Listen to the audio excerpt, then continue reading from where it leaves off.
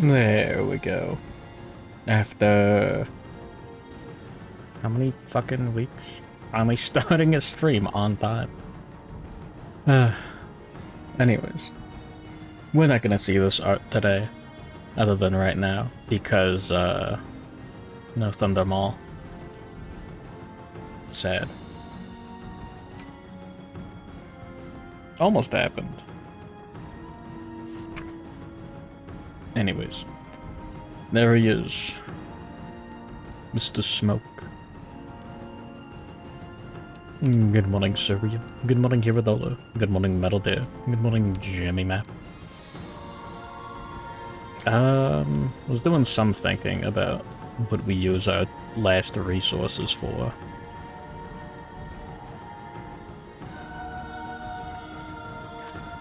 Yeah. And yeah, I did put down lights in the sky. A few more days till you can punch monsters and Monster Hunter. Hell yeah.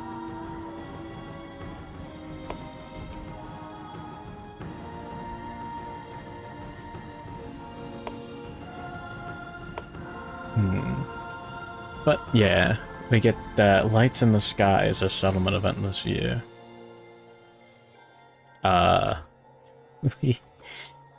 We lost against the Lion God level 3 because he drew Woeful Majesty turn 1. I tried my best. I mean, maybe I think I misplayed a little bit at the end there, but like 90% of that wasn't my fault. But Lights in the Sky is good. After rolling for any endeavor, you may add +1 or +2 to the result. I want to do as much nightmare training as possible. But also we can do some scrap smelting. Hopefully get that 10 result. And listen to iron. Got 1 in storage right now. I've got 4 leather, 2 hide, and 2 more. Well, 2 perfect hide and 2 more wildcard resources that we can use as hide. And 3 bones and 2 organs. It's not a lot. But we could make this. Only 2 leather, 1 hide, 1 organ. Could make this. The trousers don't really help except for they've got like nice affinities.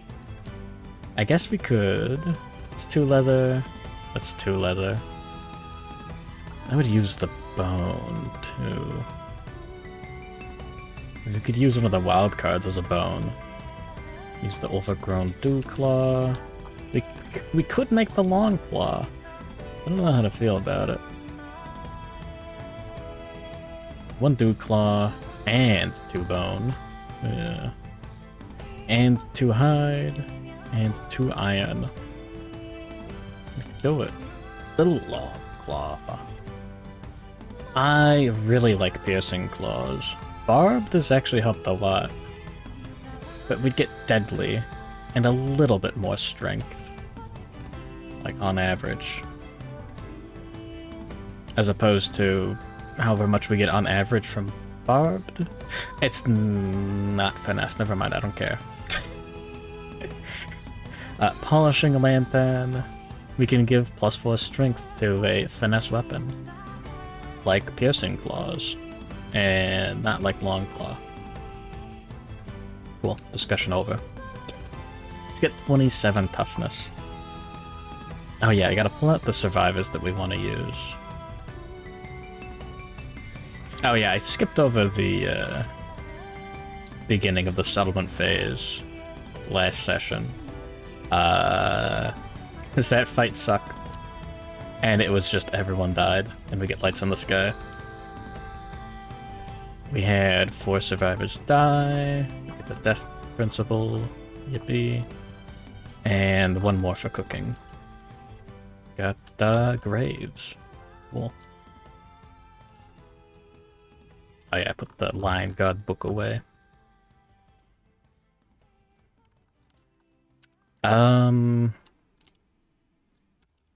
Well, the gloves are good. Yeah, who else do we have in the settlement? We don't need to make any more survivors. That part's over. We just take everyone out right now.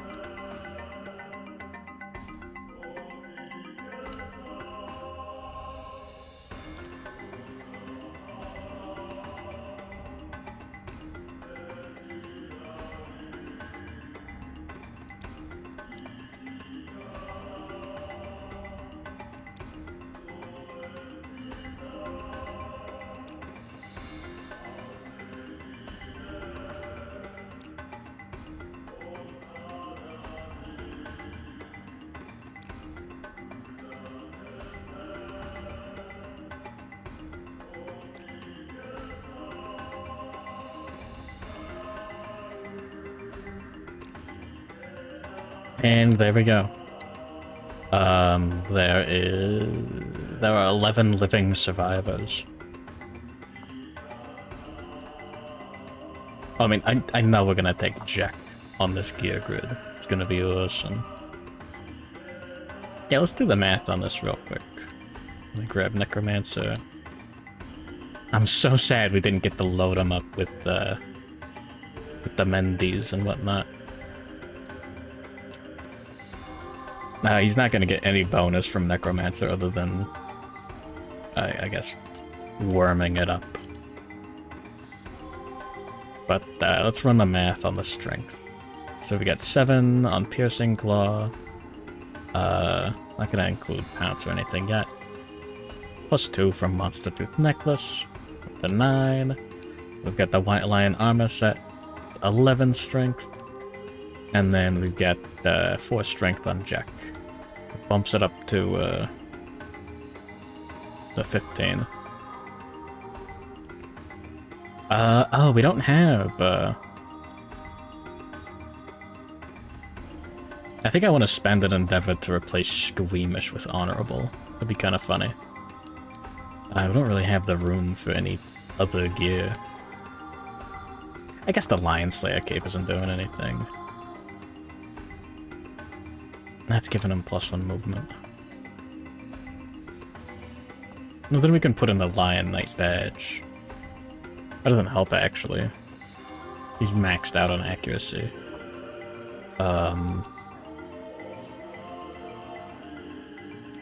Give him a steel shield.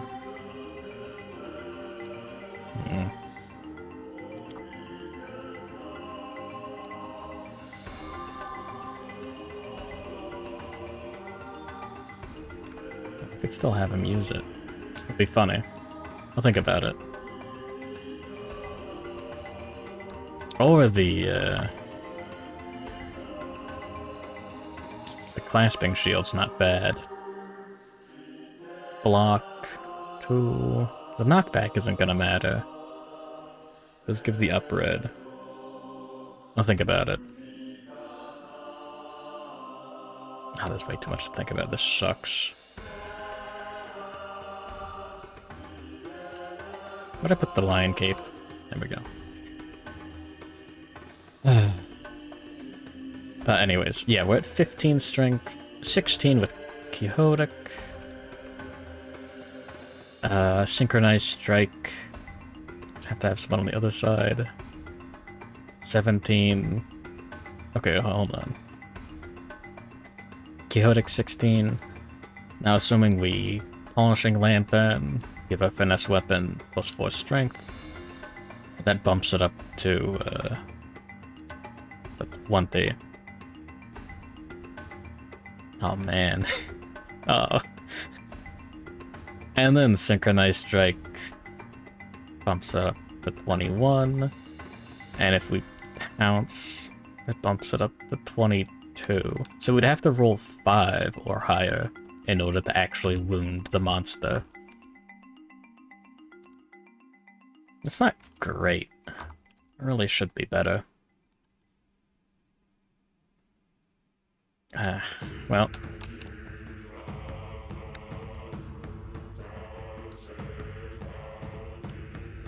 Oh yeah, Arceal Ardor is retired. We can't take him out even if we want to.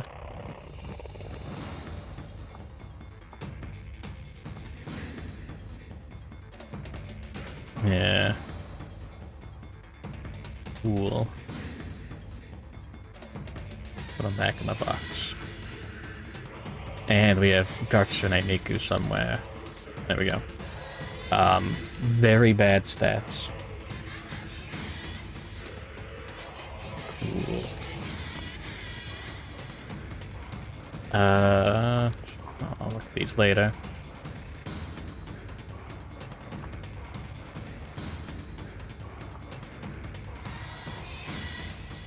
What I want to do is spend a bunch of endeavors. We can... I don't think we have anything to just give some insanity. We can use drums, gain 2 insanity, and then Jack has Peerless. He gains survival when gaining insanity, so it gain 2 insanity and 2 survival. Like, that's just nice. And then roll on Nightmare Training. We'd be at 6, bring him down to 3, and then we get like +2. We've got a really good chance of getting weapon proficiency or plus strength. That'd be cool.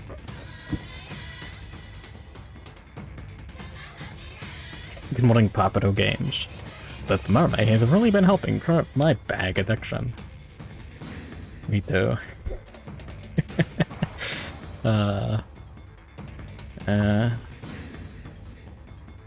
So that's like 2 endeavors there. Maybe we go for 3, give him 2 more survival. I mean, he's already at Guitar Specialist. I don't know if Mastery would actually help us that much. Just one Specialist. I don't have any good way of just getting strength. I mean, yeah, Nightmare Training though.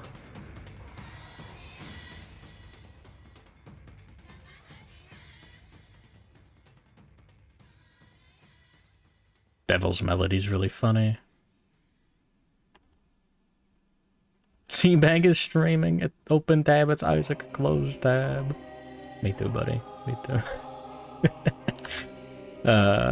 Yeah, Bell of Challenge will get us another strength token. And +1 armor, and the reroll token. And survival helps too. Timeless Eye would actually help a lot too. Oh, we got that on Sculpture.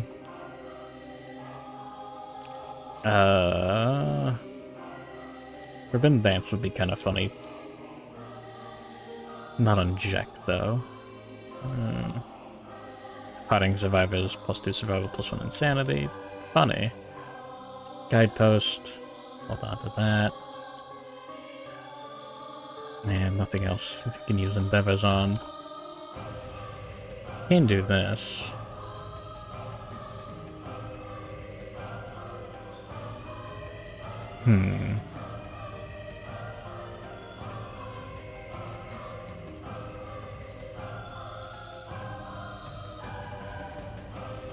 Could get max understanding on Even Wolves, who doesn't actually have that much strength, never mind.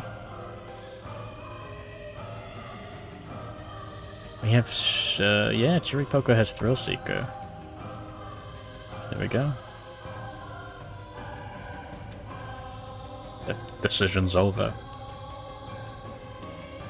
Yeah, Even Wolves does have Axe specialization, which is kind of cool. We can do Nightmare Training here. Try to get Axe Specialist.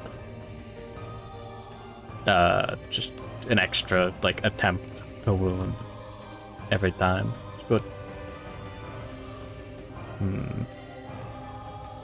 The numbers here go, 6 strength. 8. We're not gonna attack without Polishing Lantern. So 12. And 15. Plus 2d10. That's a less than 50% chance. We gotta reach 27. Oh yeah, we gotta spend endeavors to give synchronized strike to everyone. That's like 4 of them gone anyways. Shit. I don't know how... I don't think getting the gloves and the gonna be worth it.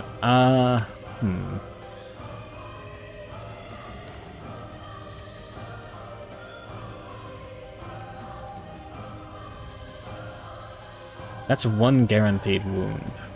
You're standing adjacent to the monster and have 3+ survival. You may spend all of your survival for one automatic hit that inflicts a critical wound. Yeah, sure, why not?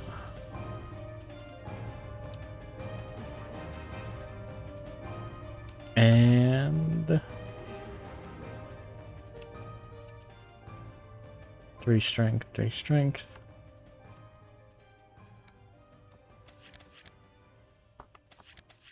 Rerolls on both of them.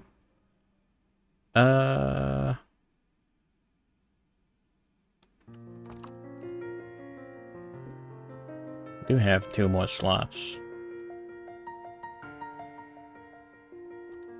Anyone else better? We do have Burning Focus on Dude Flieri. Nah, he's got Regal Faults, never mind. Bro's cursed. Yeah, weak spot doesn't help. Shield proficiency doesn't help. And the insanity is kind of nice. I don't know. What's Vestox? Accuracy doesn't help. Yeah, okay.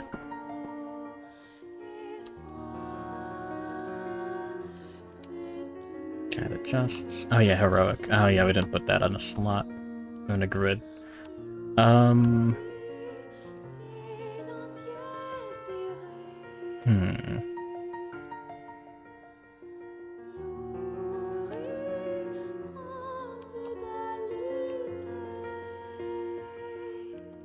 One fewer point of strength. So how do the numbers work? So we got 5 on the Lantern Sword, 7, Black Knight Badge, I'll put up to 8, and plus whatever, and then, shit. The movement's really nice.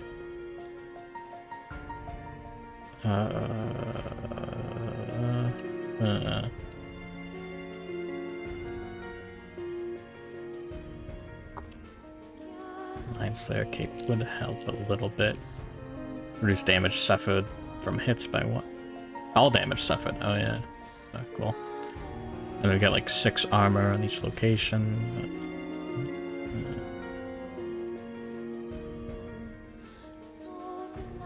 Nah. Nice strength here.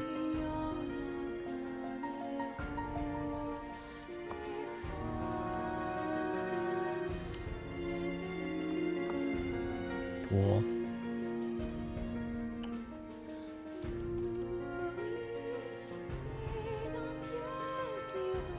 Lion Slayer Cape is actually gonna make a difference, I think. Hold on.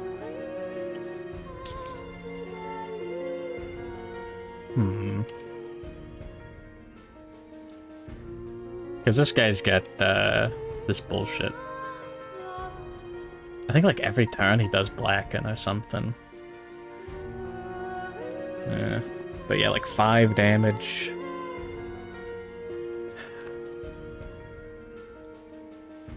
We've got, how much armor would that be? 2, 3...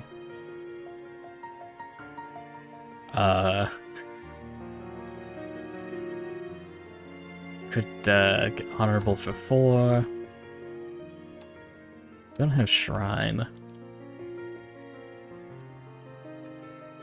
Could get a decent amount of armor. Take 2 to a location with, Graves.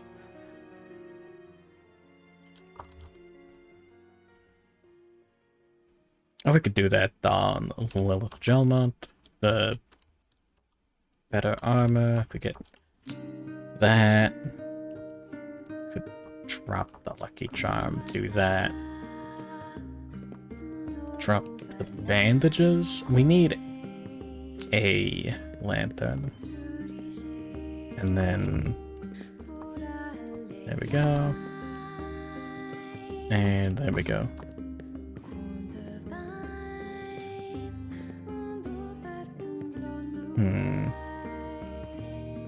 Not a bad idea.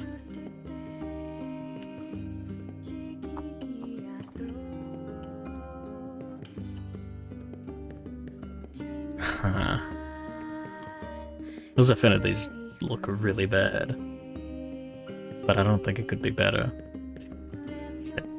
Whatever.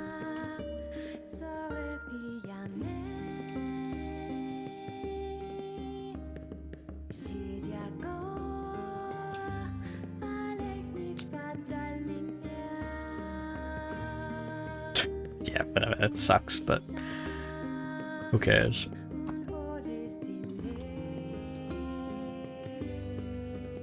No first aid kit. Oh yeah, we could replace that with the first aid kit. That block one might actually make a difference. Like, that wouldn't be too bad. Yeah, the Black Knight badge is good.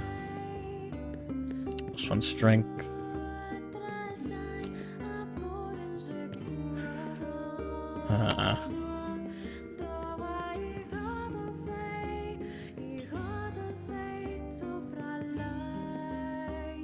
Thinking about it. Let's see how much iron we can make. Do scrap smelting. Doesn't matter who we rolled on this with. 5, 7. 13. Go down to 10. Go up to 2 iron. Man, winning that Lion God fight would have been awesome. Oh, you only really need 3 iron. If we're not gonna make the Gorget.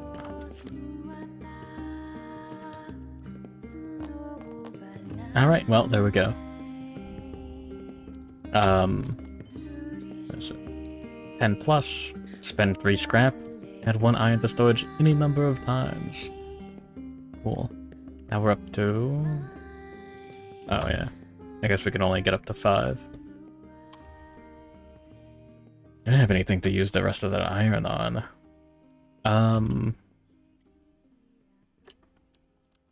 Don't have enough organs for a Dragon Slayer. I mean, yeah, we do actually. Get that wild cards. We could do that. Where is he? Yeah, 9 strength. Doesn't have finesse, so that doesn't actually help that much. So, never mind. We're getting more strength out of our oxidized lantern glaive. We're missing out on finesse. I mean, devastating. We're getting just as much with that lantern sword. We have to wound half as much. Like so.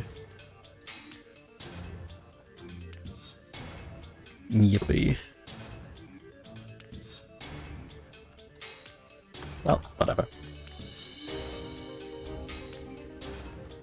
Spend 3 iron. Plus 2 leather, 1 hide, 1 organ.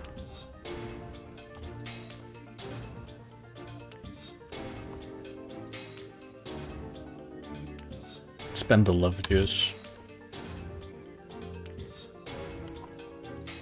Cool. Now, whenever we block or deflect, gain an action at the start of the next act. Very cool. And the pants... 5 leather. We'll have to spend an endeavor. Yoink. And... turn those hide. 1 perfect hide. 1 hide. And the wild card. Into leather.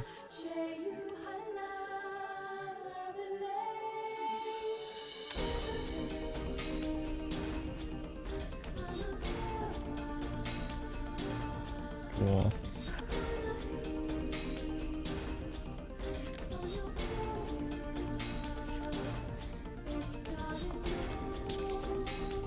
Yeah, and then an organ.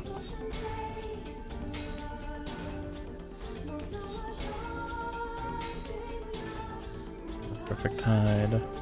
Do we have a use for the perfect organ? Pants grab. We can make a blue charm. No one's equipped for that. Scrap lantern.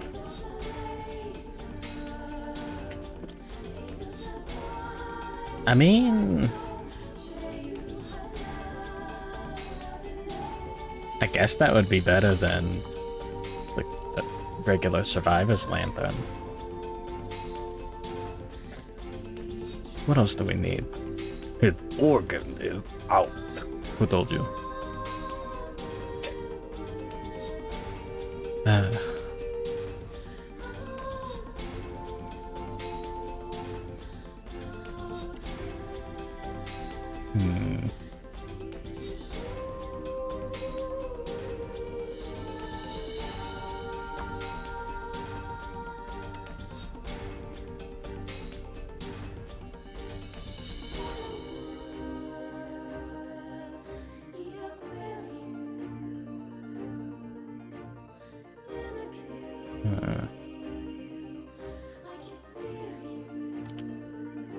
Funny.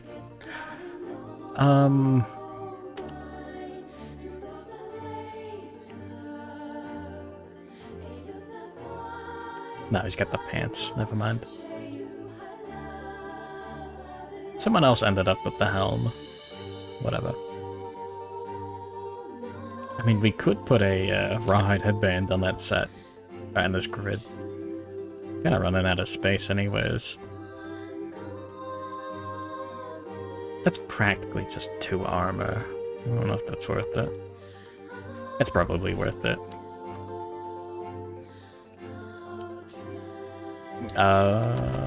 We hit barbed more often.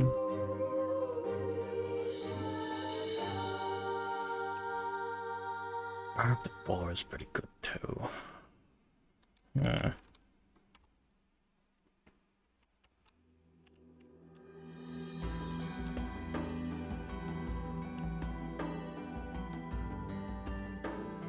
This is really tempting.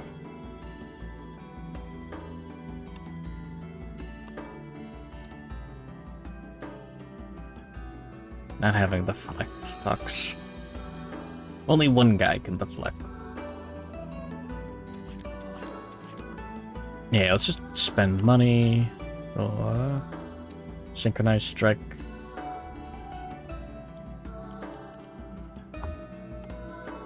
There we go. Already got it there.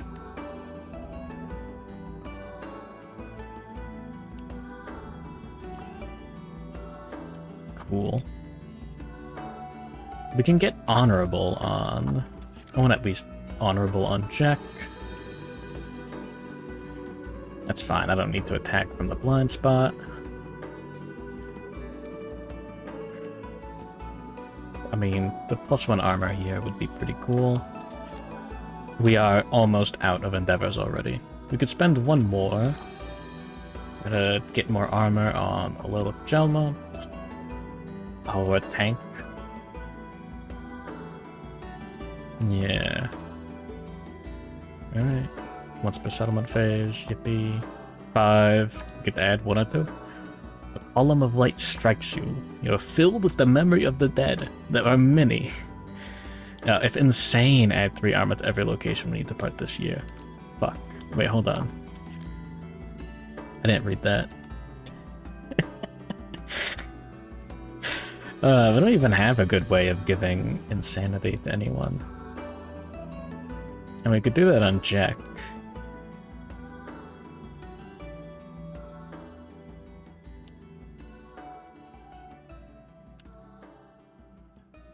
I guess it's technically cheating to reroll that. Undo. Yeah, it would take 2 to...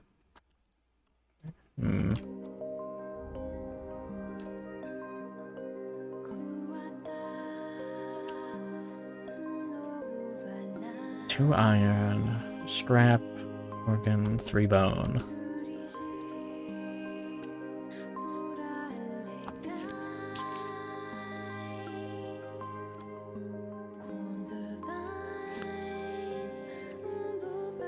Yeah, just not enough iron.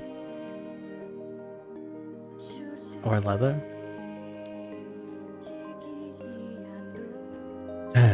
Sad.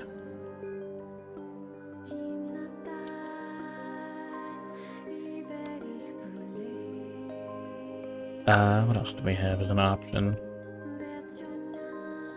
2 iron, 3 bone. Couldn't build a beacon shield even if we skipped out on some of the other stuff. I mean, maybe we could have. Could get another polishing lantern, actually.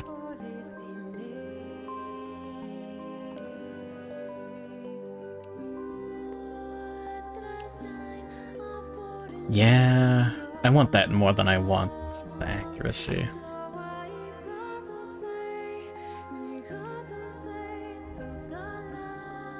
One organ, 1 iron, 1 scrap. Make 1 Congo VT. What is a lantern? Yeah. Kingdom Death Monster video game session. I think that's the best explanation. There we go.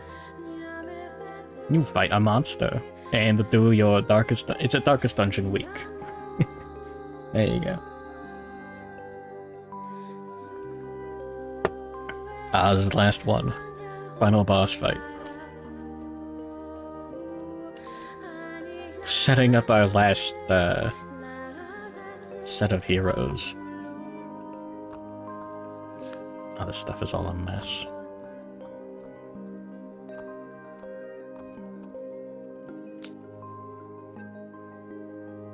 I'm not taking a Zanbato out.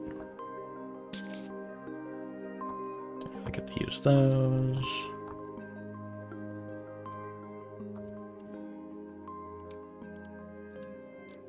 That steel shield might actually be useful. When you finally see the monster, this animal I have become. You see the kingdom die. Whoa. It's deep.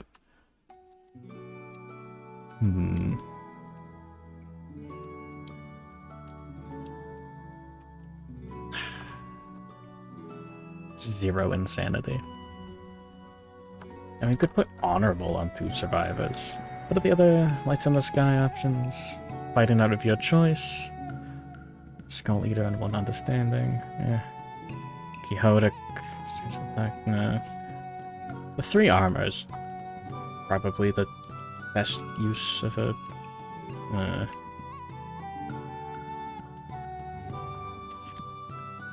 Get 3 armor on Jack, maybe? Well, 1 more armor, that would be nice too. 6, 8... That's 2 hits for 5. Tanked. Yeah, alright. Yeah, we'll roll on this with Jack. It was insane. Was that it? Ah, who cares? Ah, okay. Well, Jack just gets 2 survival. Cool. And we can make someone else honorable?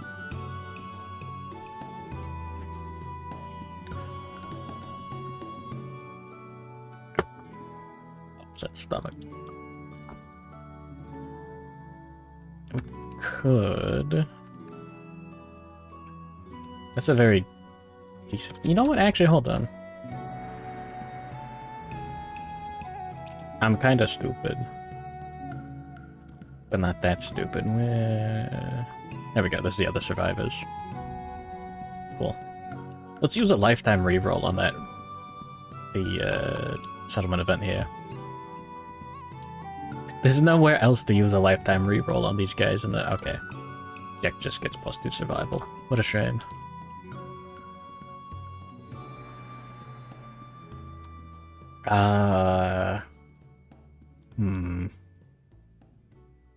Jack's already got good fighting arts. We could go for a higher chance of getting barbed to proc here.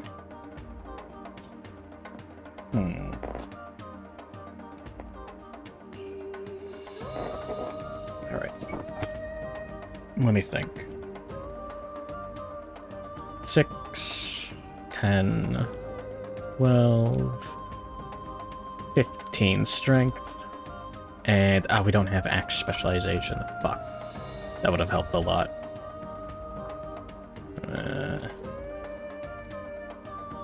Win some and you lose some.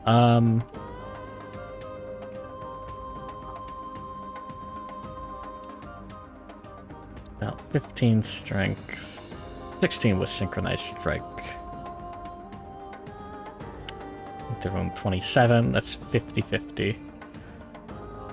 On 2d10. That's, well, no, a little bit more than 50-50. You know what? +1 strength and +1 armor? I think that's worth it. Just honorable on Chiripoko. There we go.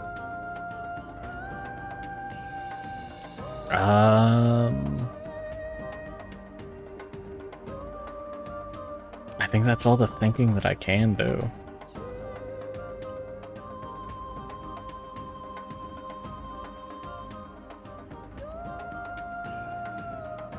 Yeah.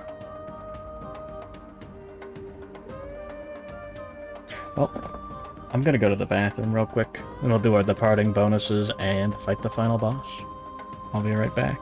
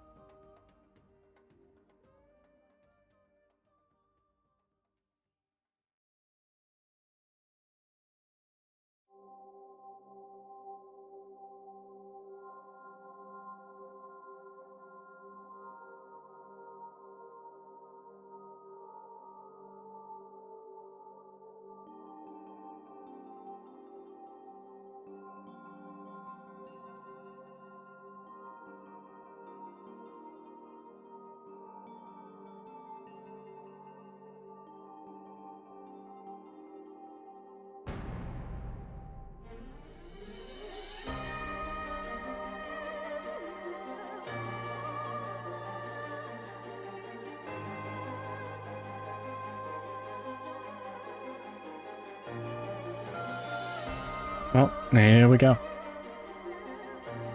Having bandages would be nice.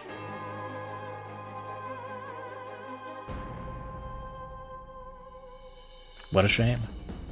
Alright. So, as far as bonuses go, should still be the same. It's +5 survival for departing.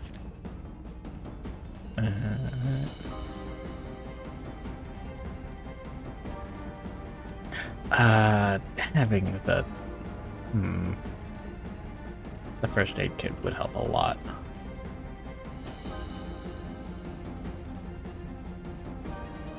How much does the Lion Slayer cape doing? Shit. I'm not done thinking.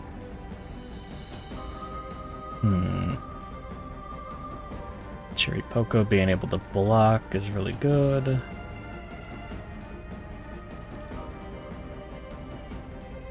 Jack being able to block is really good.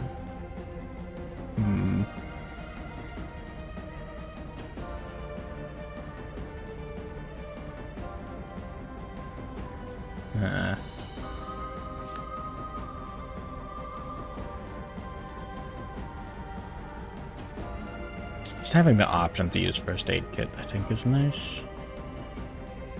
I'm gonna... You know what? Fuck it.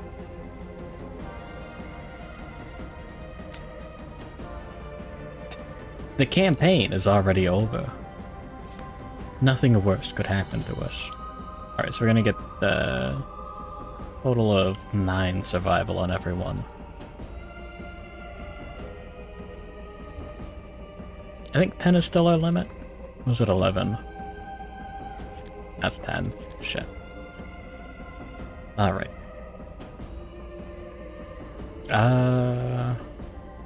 Get an extra 2 from the bracers. 2 insanity from the mask. Let's see, 2 armor to all locations. Another 3, so it's 5. 6. And then 8 to the head.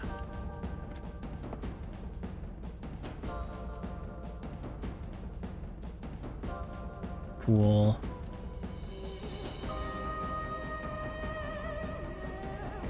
Cherry Poco. We have honorable. Cool. There we go. Bell of Challenge. We've got it at level 4.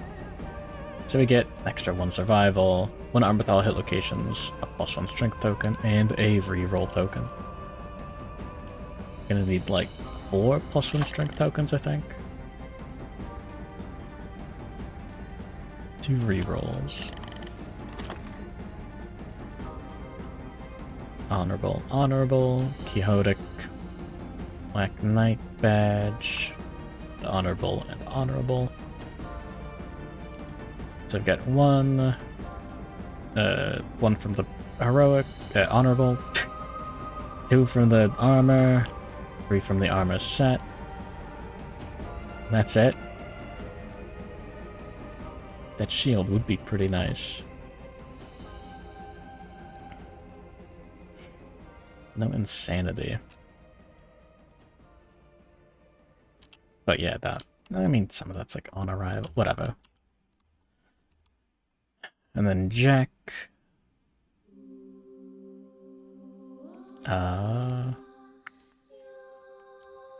Forget 2, 3. Just 3. Oh wait, no, yeah, 4. Because we've got the set and honorable.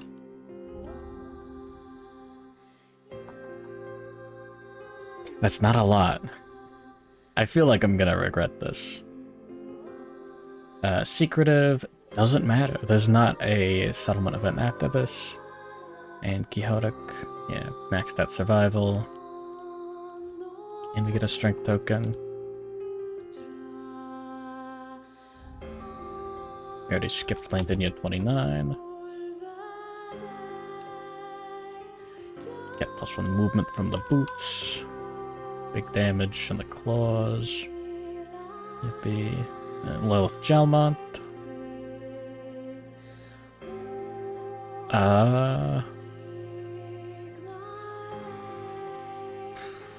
No armor to the head. No armor set. 6 everywhere. Other than the head, and an extra 1 on the body. Okay.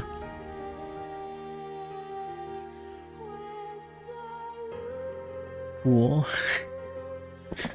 Yeah, maybe Lion Slayer Cape's not gonna do as much as I wanted it to.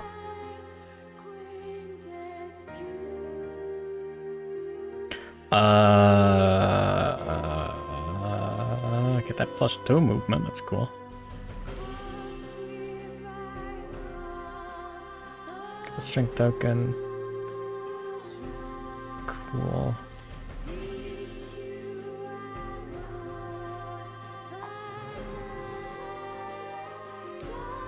Use the death die. Death dice. Whatever. Use these for blocking, I guess. And, yeah. Cool. Time for video games. Don't send to inventory. Set up Showdown level 4. Confirm.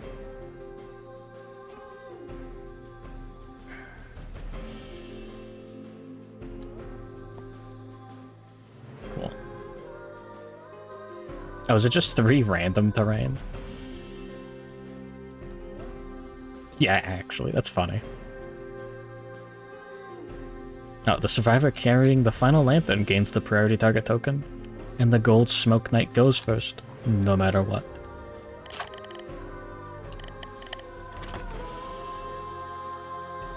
Oh yeah, the astute viewer will notice. Victory, game over. Defeat, game over.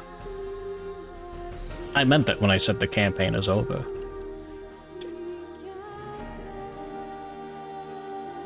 This is just the last bit.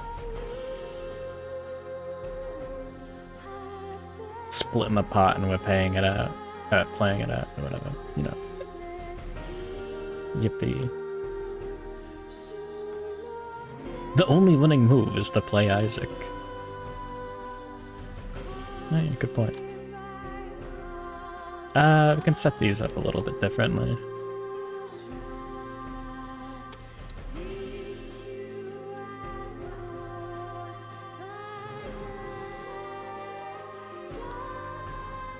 Let's see. Only 6 spaces away from all of the Acanthus. 6 spaces away from all of the terrain. That does gain insanity. That's actually really useful.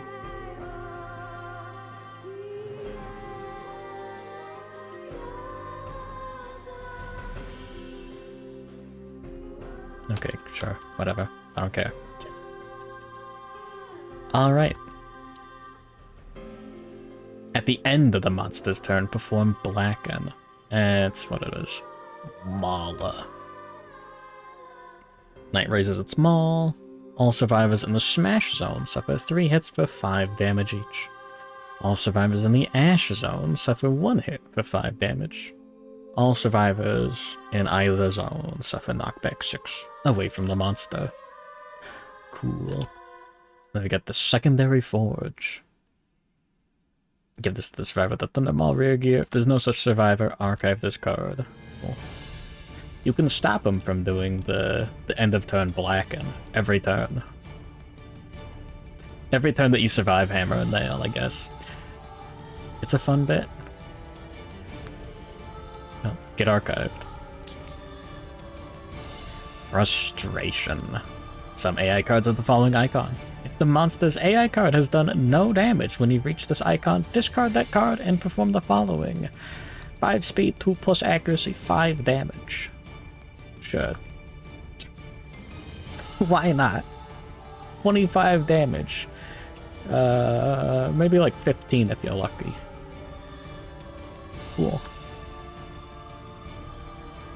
And Indomitable, of course. Shuffle the hit location deck. Shuffle the AI deck. Anything else I'm forgetting? The Tactics card. If we get Revival Tactics, this is gonna be awesome. Holy shit. Fellas, we're so back. Okay. We need all 4 survivors alive in order to actually perform Reviving Tactics.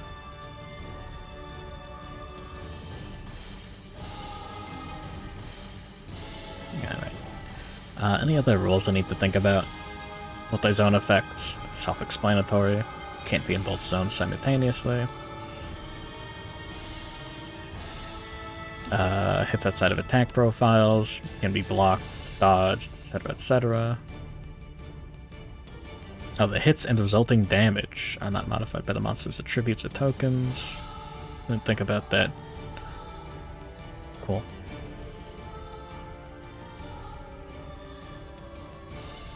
And yeah, can be avoided as though they came from an attack profile. Still suffer additional effects. Okay. Alright, well. One sip of water. And the monster goes first, no matter what. With 3 exclamation marks. So you know it's serious. Savage Grab. Well, he loses the priority target token anyways, but would have been targeted anyways. That guy that justs. How much movement on this guy? 8. Decent. Do we want to block?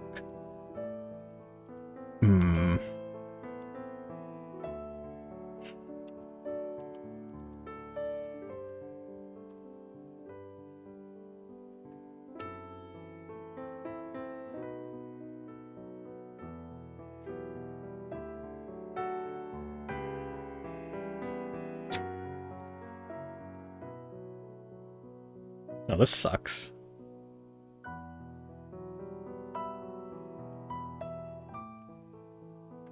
How much evasion do we have? We got 2, 4.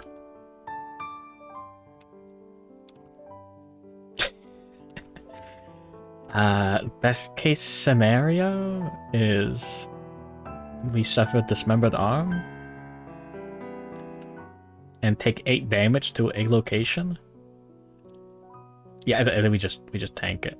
No, what we actually do is we surge, spend 1 survival, and instant speed. Necromancer's Eye. Despite looking intimidating, that's not the trap card. If you surge to make this attack, you fucked. This is impervious. We can knock him down. Fuming Bevor. Parry, fail unless you crit. Cool. Failure. All survivors within 5 spaces suffer 1 damage and knock back 3. Reflex brain trauma. This will be fine. We're not gonna... I mean, we could guarantee a crit with heroic. Knocking him down doesn't help too much. Also, an accuracy doesn't really do anything for us. Already target token's kinda cool. We can get out of the monster's range and just skip a turn. He's got 18 cards total.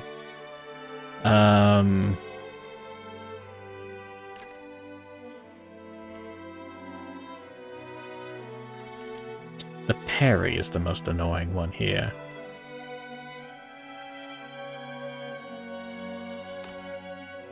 I think I put that on the bottom.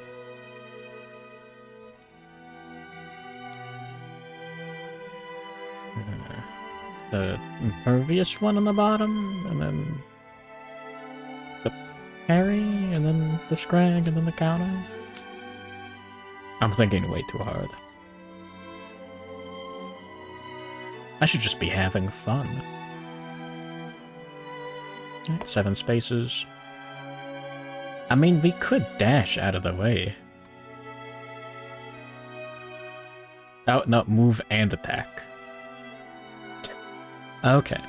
So that's... okay. We can take a dismembered arm. So if you manage to dash out of the range of the monster, he can't move to get you with the attack, and he's got frustration at the bottom, he just takes another fucking go at you. Okay. Cool. Well. Yeah. Alright, one hit. That's exactly what I was hoping for. That guy that just takes 8 damage to the legs. It's a heavy injury, he's knocked down. Not enough to cause a severe. And if you have the final lantern, the monster tries to grab it. You suffer the dismembered arm severe injury protecting it. He's got 2 arms, he's fine.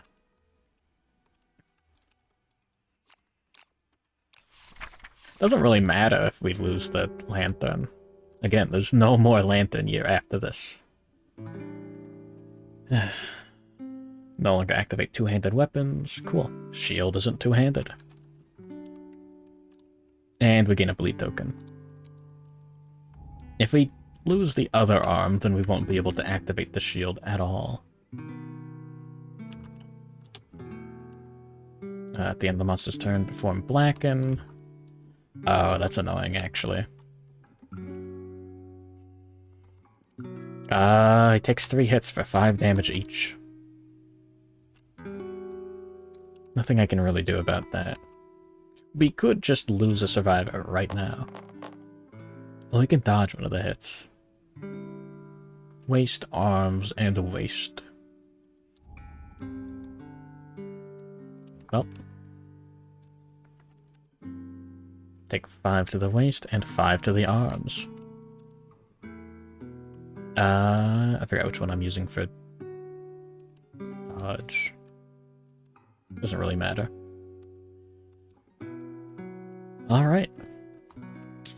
Well, how bad could it be? Oh yeah, and knockback 7? 6. Cool.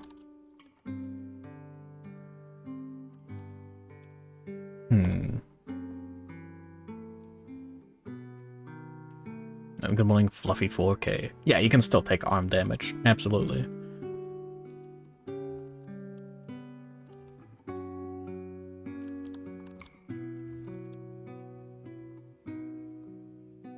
Yeah.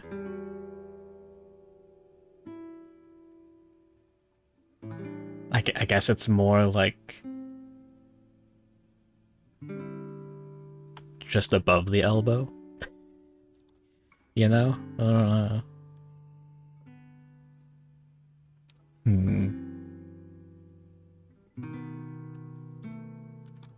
Not good. Well, it's the survivor's turn now. What do we do? What are we going to do? What can we do? We know the top 2 cards aren't that bad.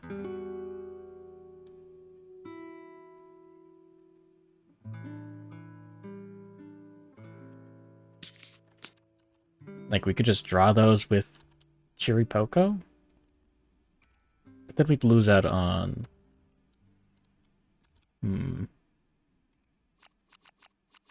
Oh, we can't use move with the... whatever. Yeah, I've got 7 movement. Can't quite get in the range with Lilith Gelmont. Jack is all the way over here. Can go 6 spaces and then... like 6. That's not enough either. I think what we want to do is take another turn. Let's start out with a Rawhide Headband on Chiripoko.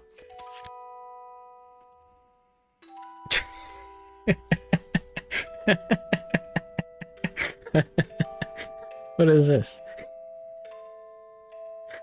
Oh. Shattering Blitz. Closest survivor, field of view. Move the monster any number of spaces until it is adjacent to the target. Not even a move. You can't outdash this. The maul swings relentlessly. A mist of gore fills the air. The taste of metal is in everyone's mouth. 90% chance to get a broken arm, 90% chance to get a broken leg, 90% chance to get a broken rib, and a 90% chance to get a broken hip. It's a bleed token for each of those too. That's cool. Or incendiary charge. Farthest threat in the field of view. Unlimited movement. Ah.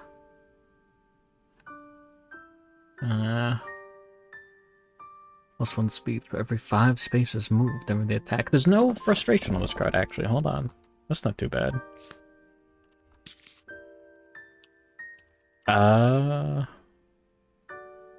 So Jack dashes to get closer?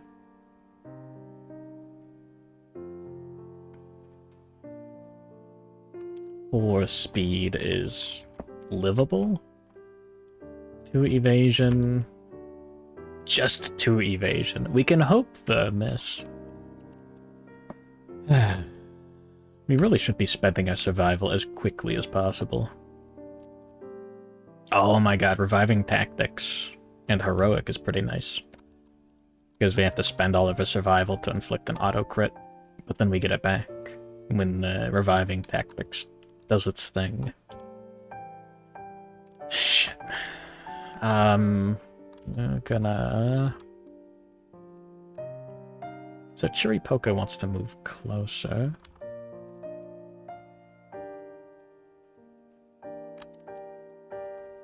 We're gonna have to give him +1 speed. Oh, field of view is actually getting blocked by the face here. So we'd want to be like over here. We could go like right here, keep the monster in the center.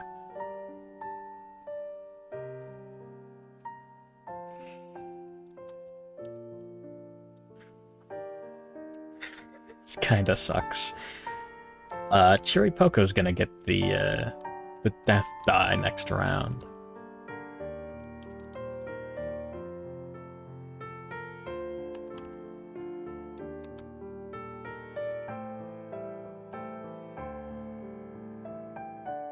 So if Will Jalmont goes like right there, the monster will end up like right here. Blacken will go out to here.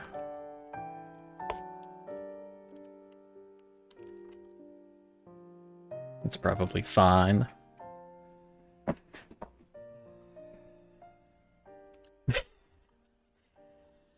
This blows. I mean, we can have the monster go out to there, and then... Oh, that's our movement and our action with Chiripoko. I do want to surge the Polishing Lantern, but I'll think about it for a sec.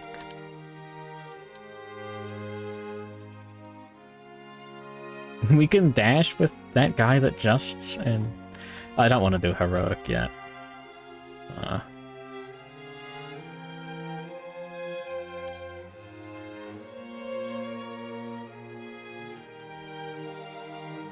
Oh yeah, we're gonna have to tank the damage on Blacken. We're gonna really have to make this next turn count. It's gonna be awesome.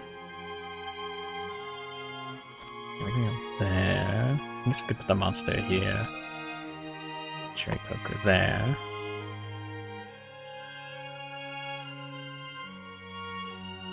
Let me grab the Endeavor tokens. Sure, why not? We'll use these for Deflect in the Jolmon's act. Going here.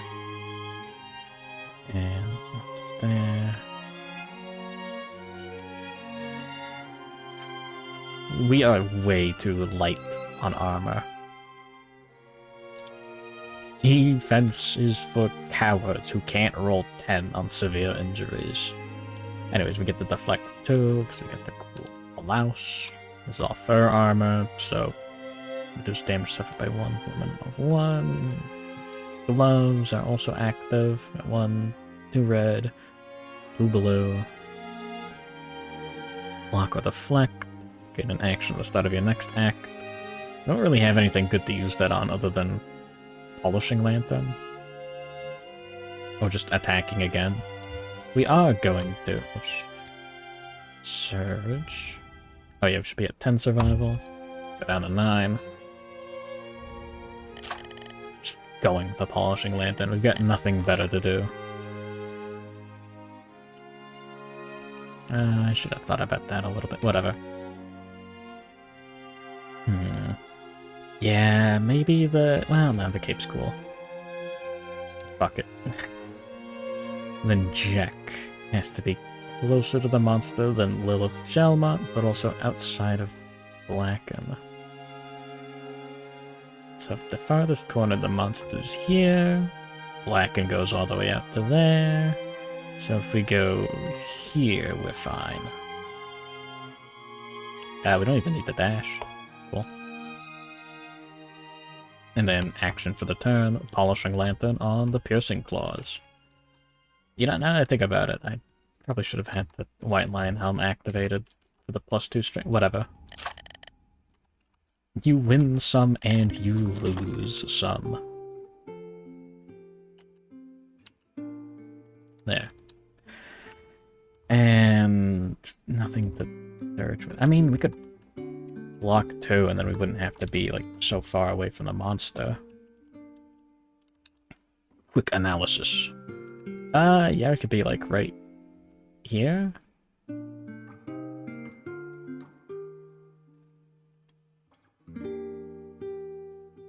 No, we'd still take the knockback. Never mind. I was thinking about pouncing.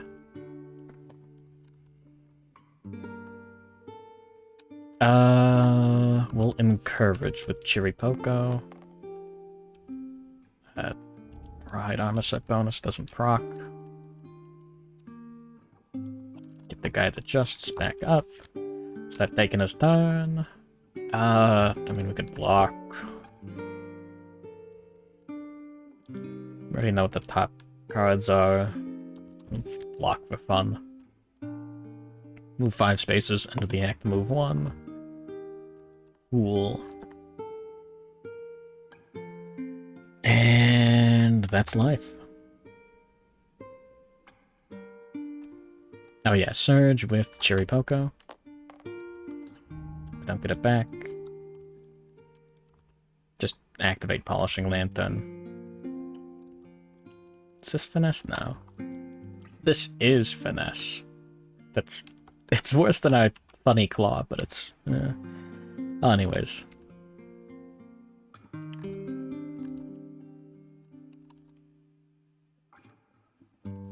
Yeah, next monster turn.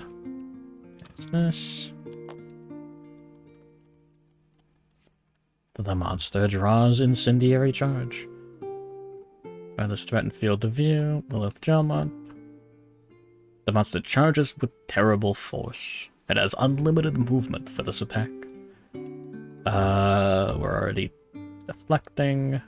Nothing we can do but hope one of these misses. 1, 2, 3, 4, 5, 6, 7, 8.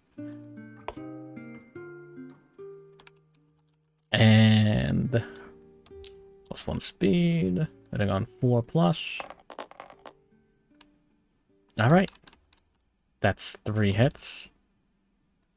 And we can spend 1 survival to dodge one of them.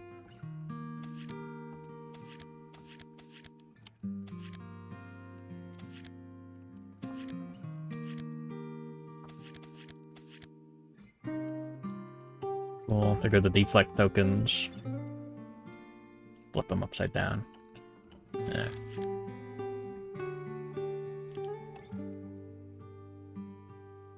Well, actually, we get to see where the hit is going to go. To the body. Knockback 20.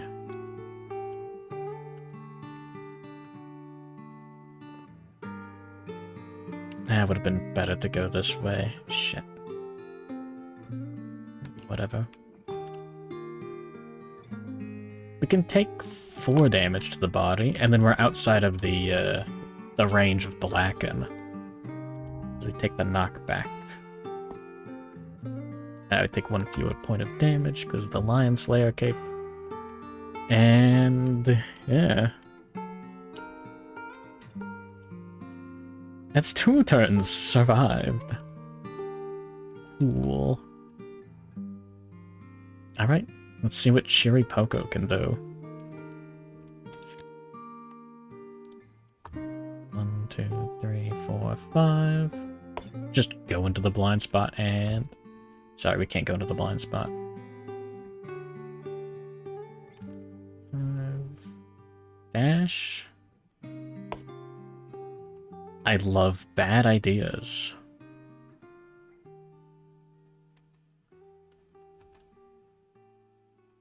Hold on.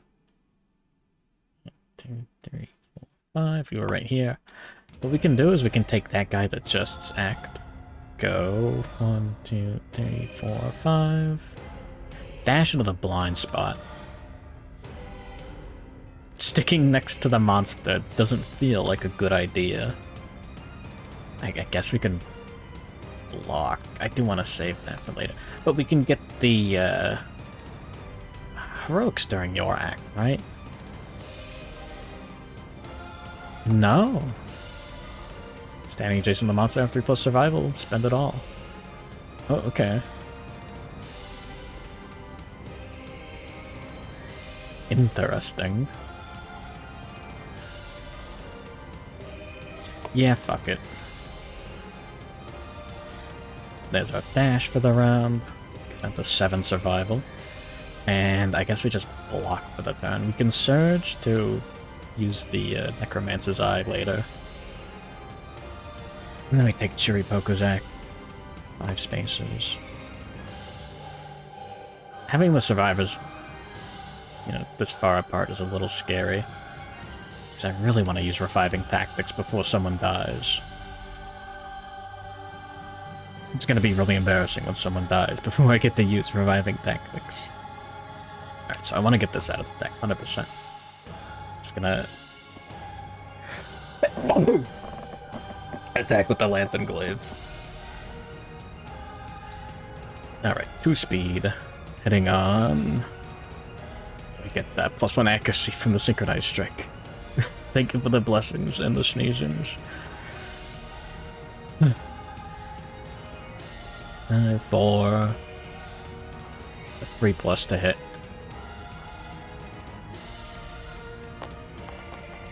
Hey, we got a perfect hit. We did get a miss. We are using Synchronized Strike. And we do have Forbidden Dance. Reroll any missed attacks once.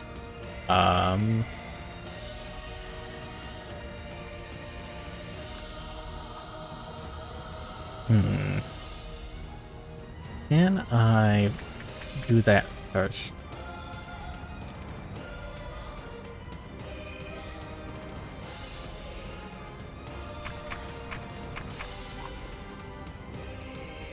After making attack rolls before drawing hit locations. I don't think I can reroll that one. I can reroll that. Cool, 2 hits. Kinda wish I had Timeless Eye. Whatever. And now, we can use Death Die. Alright, 3 hits. First strike, we have to choose this first. We did get a perfect hit, so we get +4 strength for the rest of the attack.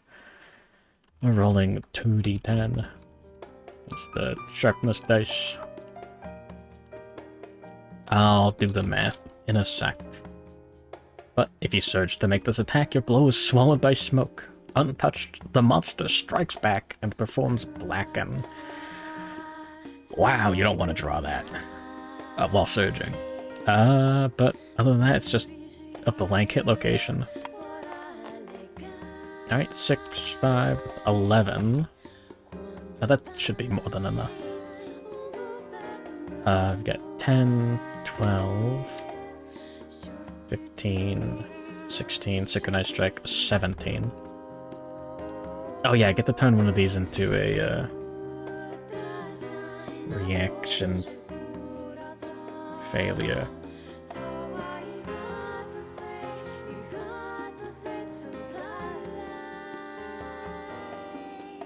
Yeah, I don't care actually. Save our survival. What was the number? 10, 12, 15, 16, 17 plus 11. Oh yeah, plus another 4 for the perfect hit. But yeah, we'd get 28 if we didn't get the perfect hit. That was barely making it. This shit sucks. We wound the monster though. Small counter. Yippee. And then we go for the Fuming Scrag. Unless we crit. This is probably going to end our attack. That's a crit, actually. Cool. Glittering smoke pours in your face, painting your grimace with glowing gold soot. The attacker gains the priority target token. And we wound. That's nice. This is one of the survivors that can't take a hit. That's great. Not the one that I want to have the priority target token. We can heroic knock him down during the monster's turn. That would be really cool. Let's see what happens here. We already we'd have to dash. Would end the turn? No end of turn effects. Anyways, we just have to roll another 10. We're not gonna. Damn it. That would have been cool. Gold Flecked Exhaust explodes from the monster's armor. All survivors within 5 spaces. The monster suffered 1 damage and knocked back 3 away from it. If we roll the legs here, that's a severe injury. Okay, cool.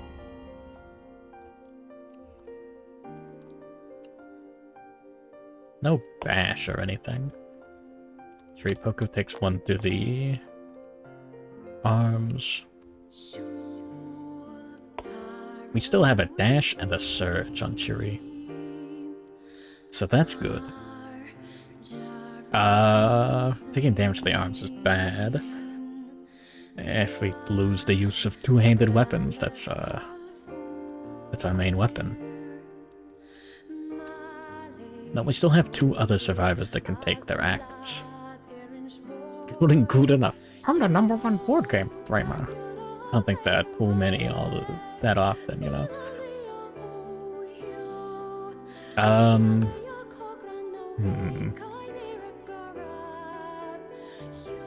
Impervious. Funny. I think what we want to do is we're gonna surge with Shiripoko first.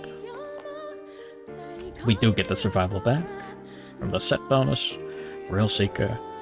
So we spend 1 survival to surge. The set bonus on a 6+, we get the survival back. We gain 1 survival. Go up to 9, because we get an additional. It's good. It's good. Alright. And we're gonna look at the top 2 AI cards. Backdraft.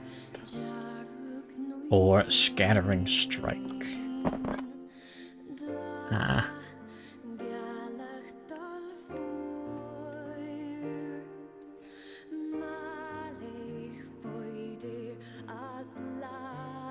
We've done 2 wounds.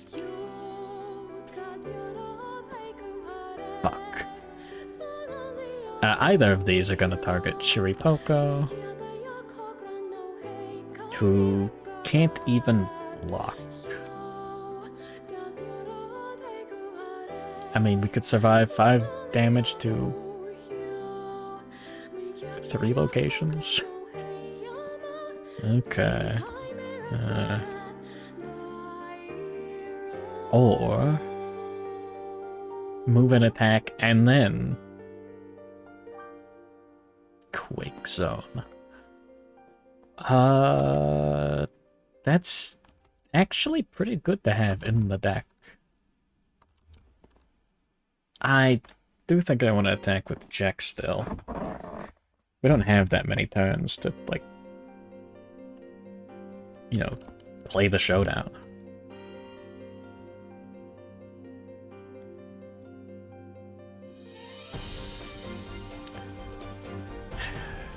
Can't get into range without dashing.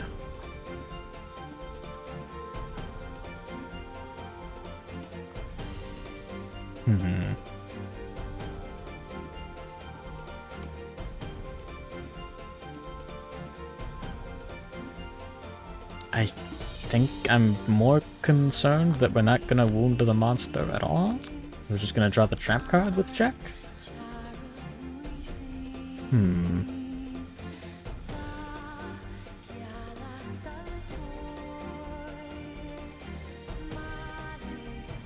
1, 2, 3, 4, 5, 6, 7. 1, 2, 3, 4, 5. We could take Lilith Jalmont there. We can still Surge to look at the top, however many hit location cards. What are our chances of wounding?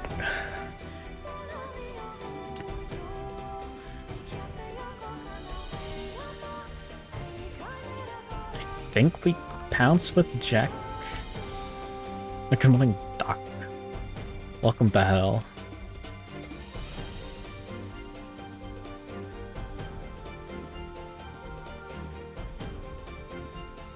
One, 2, 3, 4, 5, 6, 7. And then dash.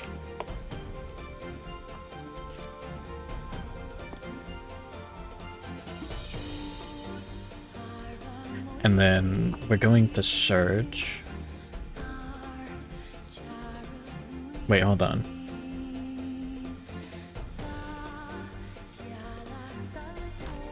We did deflect the hit, didn't we? Yeah. We get an extra action. We're gonna use that to deflect. And then we're gonna use our other action to attack. And then we've got a Surge in our pocket. Alright, what could possibly go wrong? Hitting on 5, just 4+. Just 2 hits. No trap card. Reflex. Leap brain trauma. We're gonna take brain damage, getting knocked back over that. That's cool. Let's see if we can knock the monster down. Just for fun. Nope. You strike the head of the maul, producing a hollow clang and slosh. Tawny grease pours from the maul's orifices. Your hit slides harmlessly off its fatty surface. And fuming pauldron.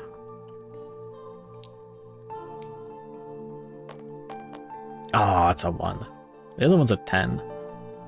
I'm gonna do it. Lifetime reroll. I don't need to record it here. But I'm gonna.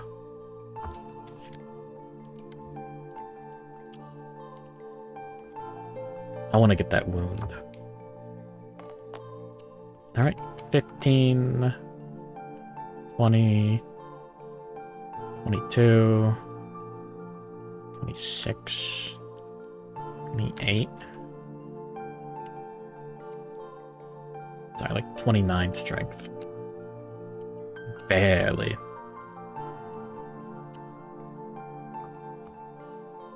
It sucks. But we wound.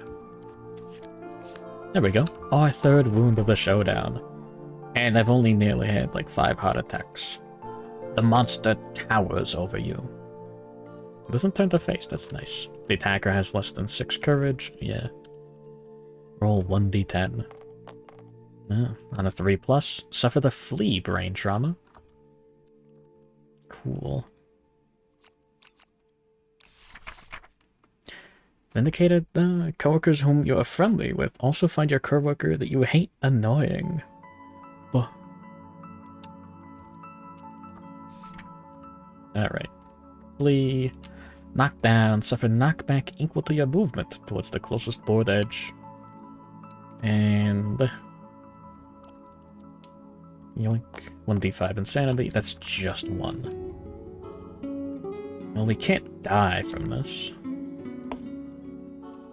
But... if a survivor moves through the space occupied by this terrain, they suffer brain damage equal to the monster level. This guy's level 4. So, that's a severe brain injury. Brain trauma. Get +2. 11. Maniacal laughter. Knockdown. Gain -1 speed token. Priority target token. And 1d5 insanity. Oh, okay.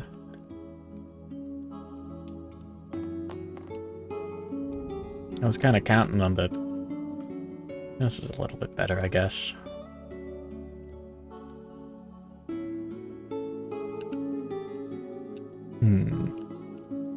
Yeah, Lilith is not as squishy. We still have a surge. We can use that on the polishing lantern. We can encourage with Cherry Poco. In a sec.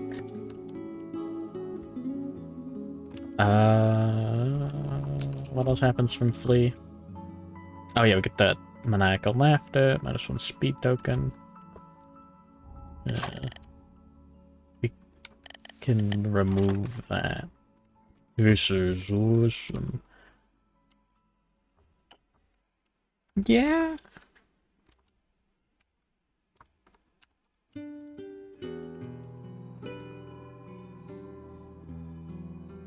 Alright.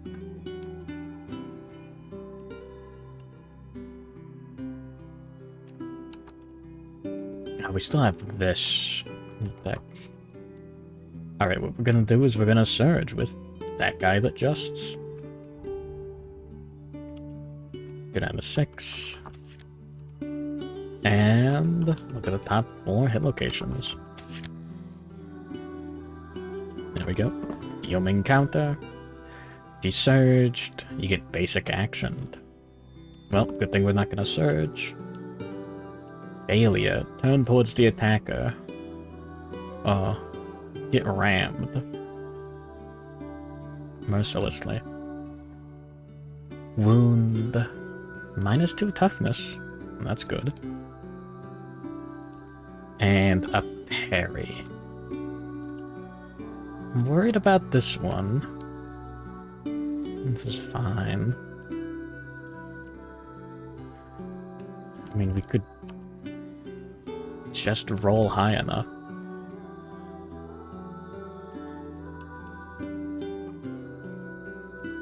We do it like this.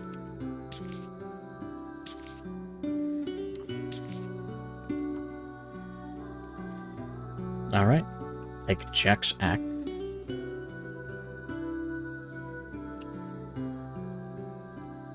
You suffer the damage, not a hit, right? Yeah, you just suffer damage.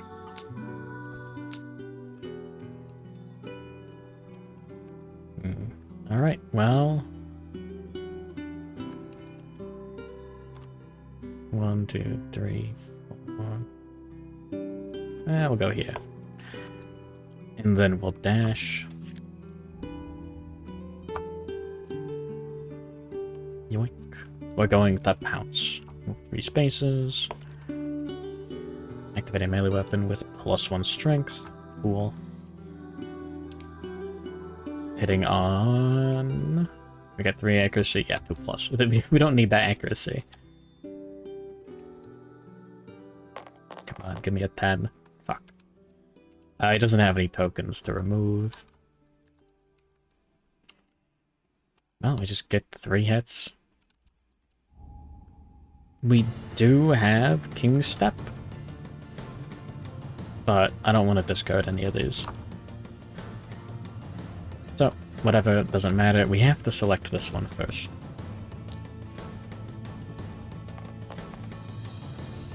Two, 4,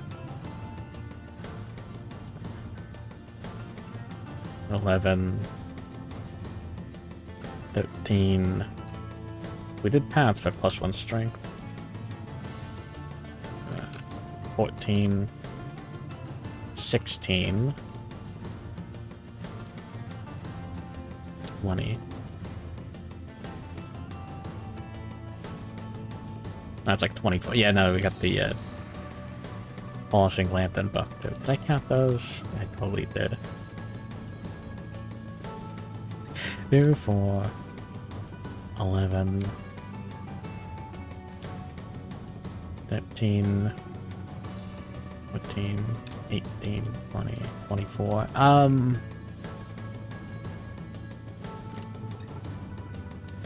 Yeah, we take that. We take the failure. Alright, now we go for the fuming couteau. I'm not French. I don't know these armor words. Alright, well that would be another failure. We can use our reroll token. We have a decent chance to wound. There we go. That's definitely enough. We don't have any luck. No crit. But the molten metal armor creaks and bends. For the rest of this attack, the monster has -2 toughness. And we wounded. Well, no, we're gonna draw something unknown. It's gonna kill us. 4 wounds out of, like, 19 total that we need to do. Well, onto the Sabaton. What's the crit here? Could inflict an additional wound. Now we really don't want to fail this one. And I rolled a 1. Alright, nothing I can do here. 4, 5, 6, 7, 8. We used our lifetime... Oh, yeah, we already used the lifetime reroll hours ago. And... cool. Then to face the attacker, full move forward. He's not in the shove zone. He still survives in the ram zone, knocked down in front of the monster. It tramples them mercilessly. 4 damage to a random hit location. Check.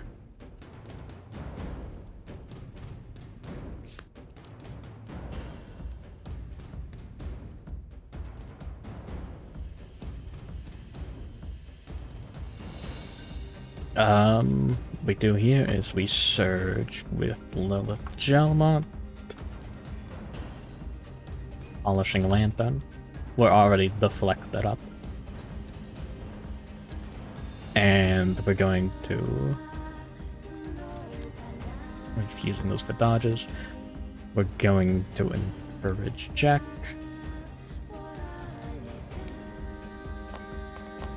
We get the survival back.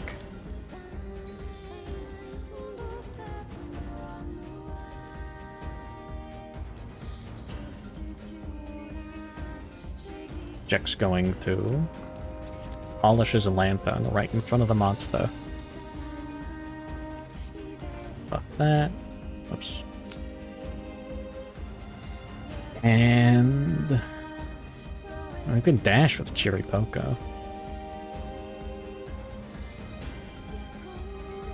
It's gonna go 4, 8 towards Lilith Gelmont.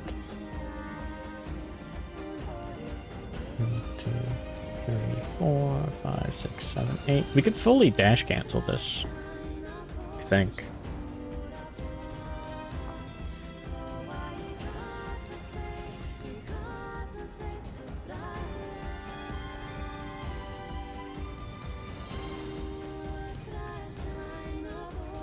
Well, let's save our survival, maybe?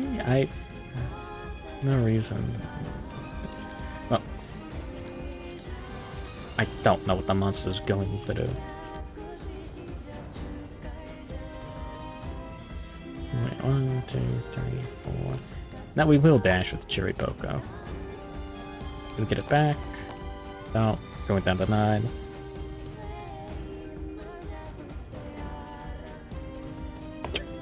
Cool.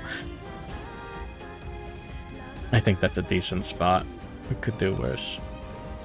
If we aren't able to cancel anything, then we'll be out of the blacken range.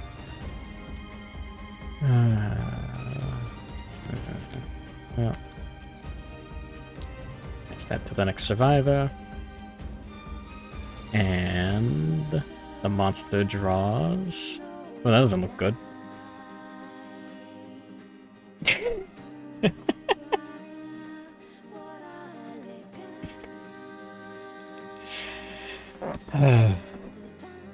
The egos. The gold smoke knight leaps into the swirling clouds of ash. Place the monster adjacent to a random survivor, on top of as few survivors as possible. Alright, we'll just do like a D100. That's 100. That's Lilith Gelmon.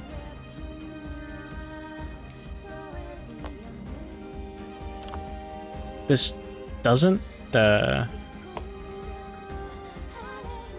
doesn't target like a normal attack profile, so this doesn't count for priority target token, nor does it remove it.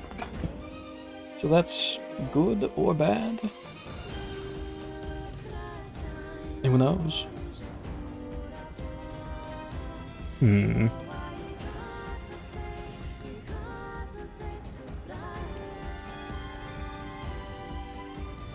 Well, we get hit twice, 2 hits get deflected, and we get hit in the arms for 5. We spend 1 survival to dodge the hit, and we still suffer knockback 6 away from the monster. Oh, and then end of the turn, the monster performs blacken anyways. I mean, we could have dashed out of the way, but we get an extra action this way. Why must superhero shit always have massive plot holes? Because if a guy can run faster than time, then he could have just fixed everything.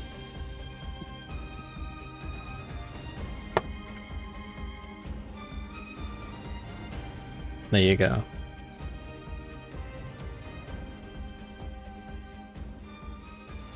Alright, well, now it's the survivor's turn. We could get to the blind spot with Jack, but that doesn't help. Fuck.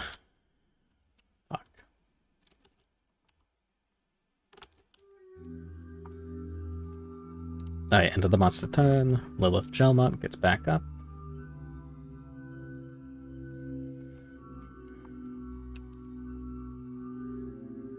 I mean, we could reviving tactics. We have so few turns into the fight. I think what we want to do is we want to look at the top 4 of the hit location cards first. No trap cards still. Reflex.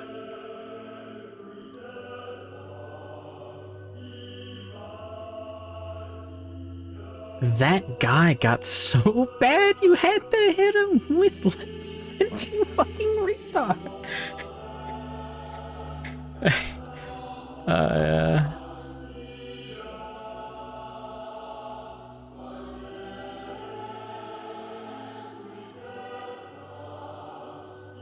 That's normal. No, it's not.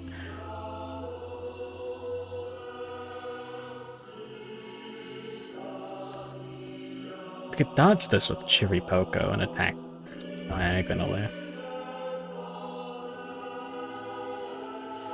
Ignore that.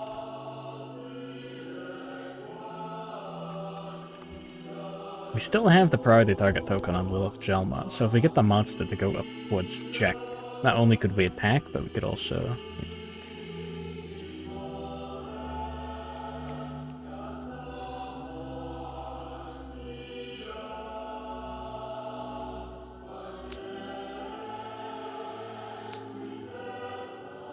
Jack still has armor to the legs, that's fine.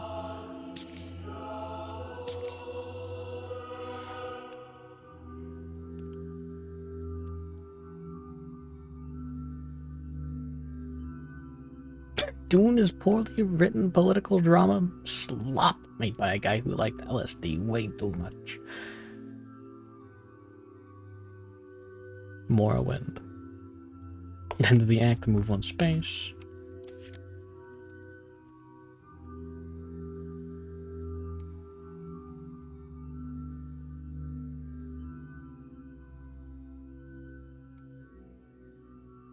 Midwit take.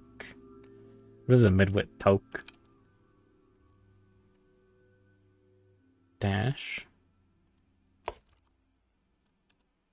I really want to know what the monster's going to do next turn. So we're not gonna buff our Lantern Glaive as much as I want to. Only 2 speed. That is 2 hits. No buff. We're really only hitting on a 10. I think. I could roll 20. Or like 19 or something. Anyways. Fuming Placard. That's 16. 22. 24. Oh yeah, 27. Ah, wow. 28. That's a wound. Cool. Either way, this is a reflex. Time to face the attacker. Full move forward.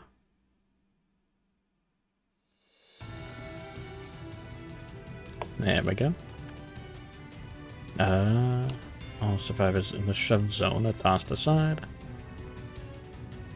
5 spaces. We had to dash to get there. Don't get the survival back. Sorry, I got way too excited. And the other hit is a miss.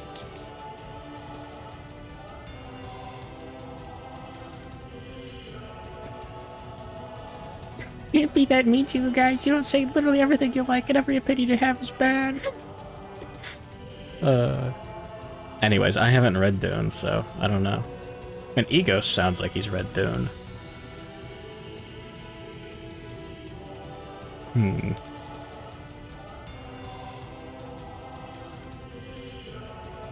Egos posts more cats, so he's gotta be more correct.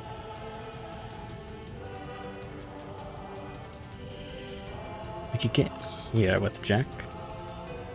And no.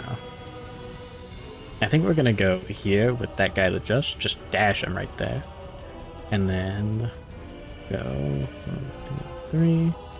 Go here with Jack and then pounce.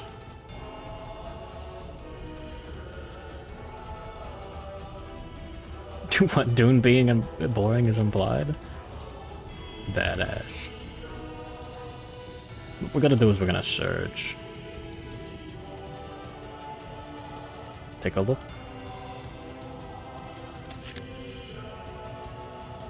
Super dense. Nice. I don't care. We don't have any frail weapons. Never read sequels. Sounds like a good point, actually. Like, Discworld doesn't count as sequels, I think.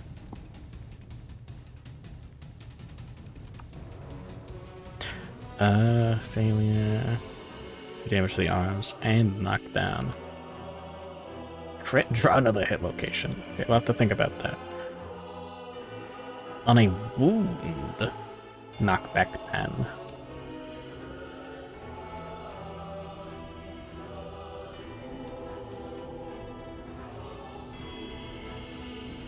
Oh, book 2 happens after book 1. Oh, I guess there are sequels.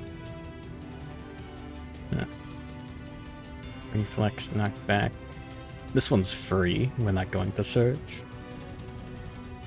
Penetration pussy control techniques. This knockdown on a failure only. So we want these 2 on top. It's a reflex.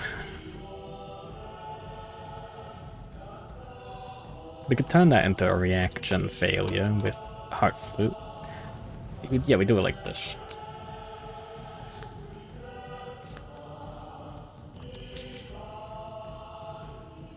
We could draw 4, actually. Alright, now we're gonna dash. Mr. Guy. You still have heroic. I'm thinking about it. All sun turns into a worm and it kills trillions to start the Bene Gesserit pussy controllers, and he fails anyways. Well, don't we all? Alright. Move and dash with the jack.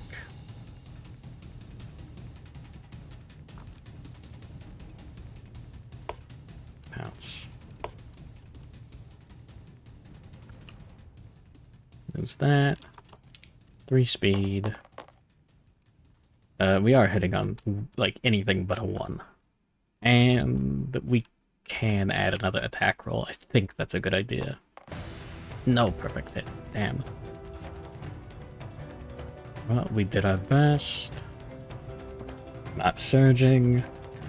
I'm gonna spend 1 survival. Turn this into a reaction failure.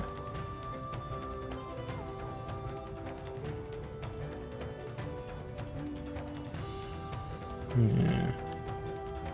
Alright, go for the mall counter first. We don't have... Sure. How much strength do we have?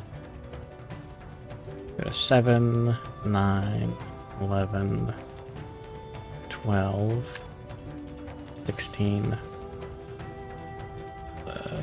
20, 24.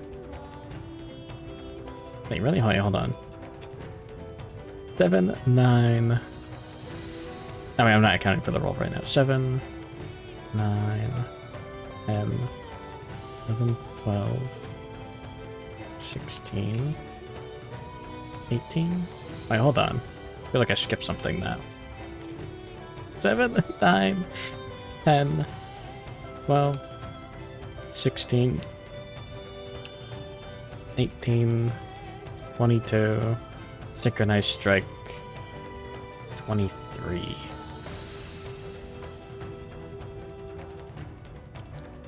I think I counted something twice last time. Alright, 23 plus 5 is 28. Wait, did I count everything? Oh, this doesn't seem right. Fuck. I love math. Okay, 7 plus 4 is 11.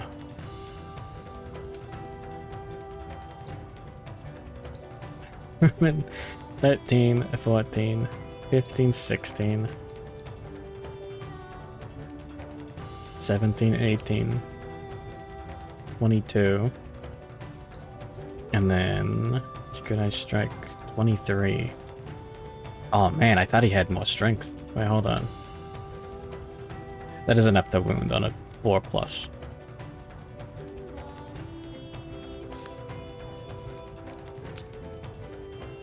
Alright, fuming mailed fist. That's a 1. God damn it. And no rerolls.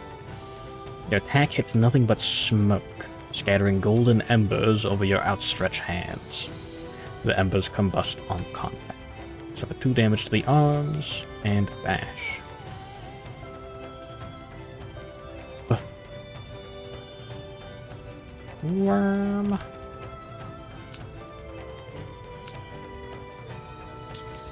Yeah. I mean, who wouldn't?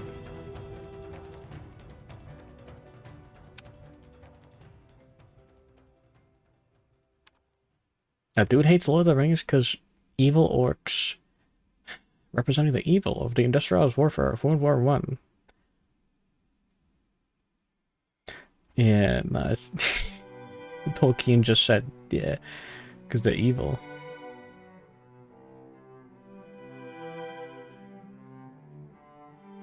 Wouldn't you turn yourself into a giant worm if you could? Hold on. Can I click on this on, yeah. Please get the worm profile pic. Aw, really makes you think.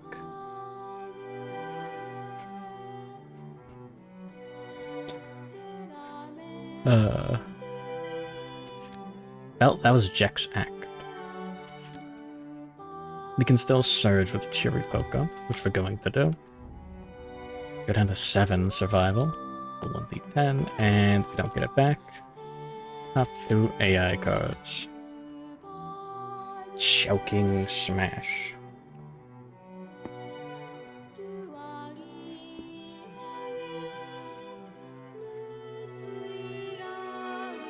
All survivors roll 1d10 and add their courage to stand their ground, or frustration.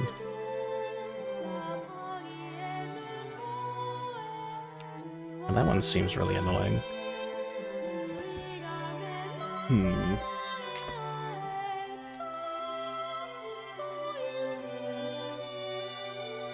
That doesn't say after damage. So he just hits you.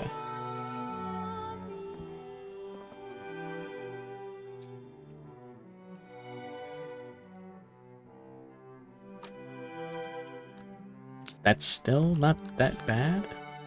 We can surge with Jack to block. Oh, Jack is knocked down. We can encourage Jack.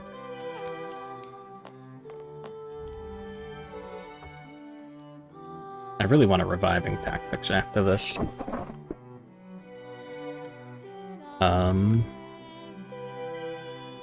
Lilith Gelmont still has a dash and a surge.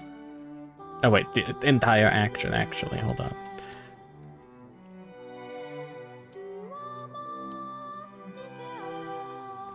Top card. Fucking smash. We're going to take 5 damage somewhere on Chiripoko. That guy that just did block, actually, that's cool. Did dash that, though.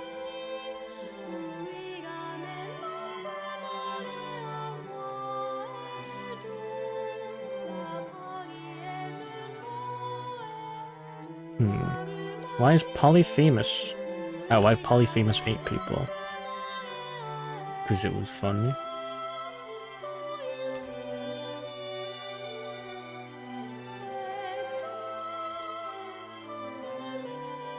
Yeah, we didn't do anything with Lilith yet. We do have an extra action. We can move here. Polishing Lantern on Chiripoko. And Deflect.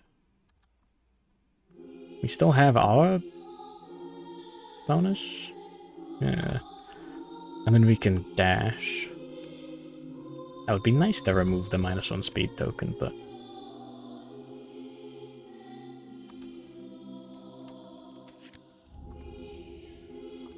...4 survival. 1, 2, 3, 4, 5, 6, 7, 8.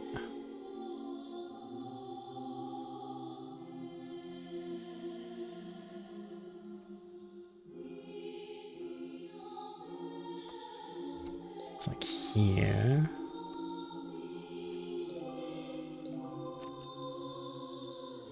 Dash Lilith Gelmont there.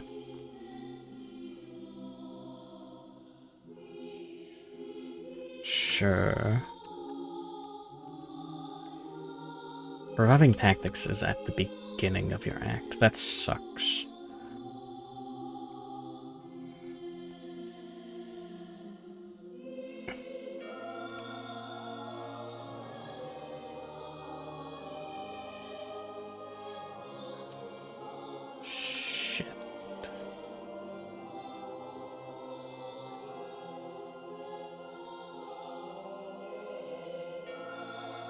Well, next turn.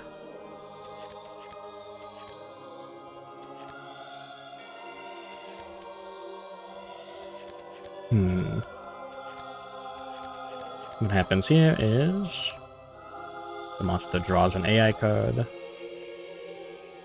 Choking Smash. Rather than targeting the furthest threat in field of view in range, the monster targets Lilith Gelmont, who's not in range.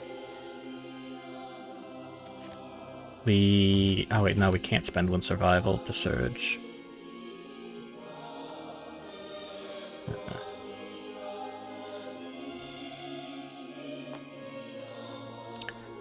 We could just heroic right now. Get him. There's a very real chance that's the trap card.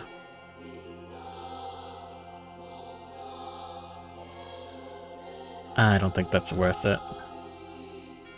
I think we just wait and let Choking Smash play out? Huh.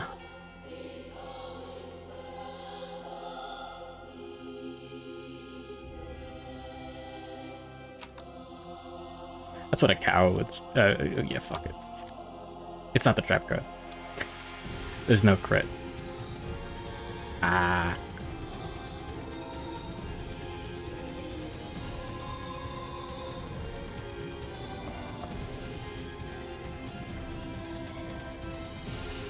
I should have been a coward.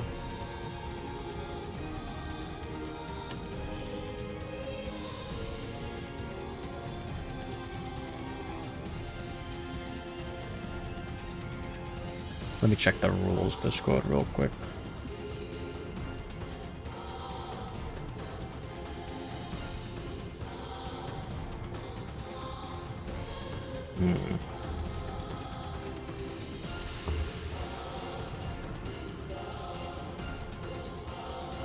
Yeah, it's a failure.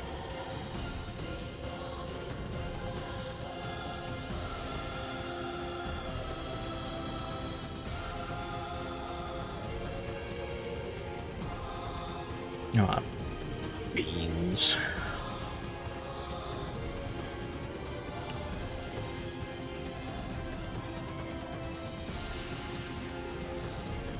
Yeah. 8 spaces. Knockdown in front of the monster. 4 damage to a random hit location. That's a severe injury to the arms. Oops. That's instant death. Well, shit. Now what is this, you ghost?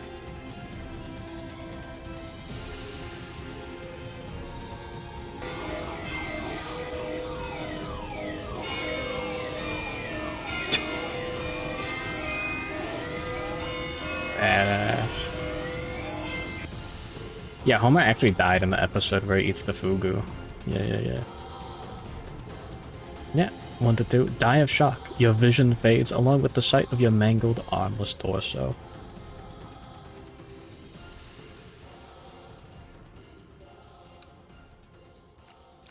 Yeah. If we had enough survival, we could have ignored it with Destiny, but whatever.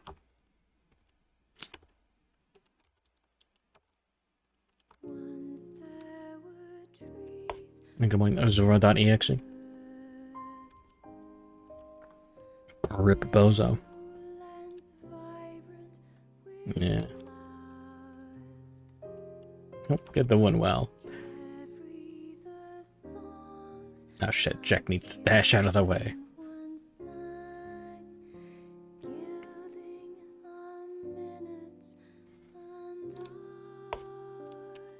Alright, well.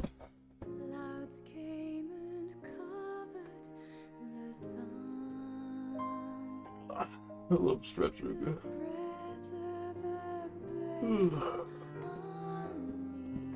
You can see the direct through line of, wow, I'm not a coward. To, oh. There goes the showdown.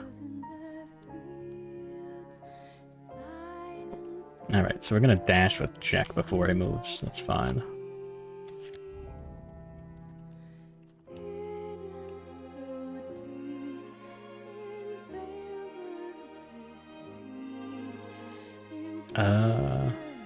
One, 2, 3, 4, 5, 6 spaces. Go right here. It's good enough. Alright, then the monster moves there. The force of the blow creates a gust of searing, soot-filled wind. All survivors roll 1d10, add their courage. 3 plus 2. Cool. It's a failure there on Chiripoko.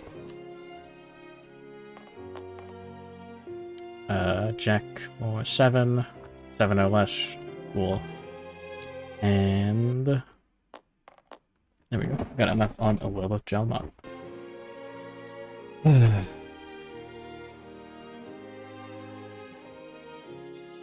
Fills your veins with molten lead in 3 seconds. Oh, the fucking Thunder Force soundtrack.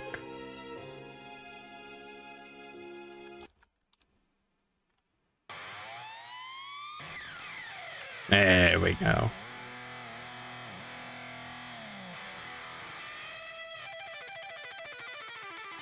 Oh shit, Jack is taking knockback 4 away from the monster. 1 to the arm. Sorry. 5 damage to the arms. That's a severe injury. 1 hit to the arms. That gets blocked. Chiripoko.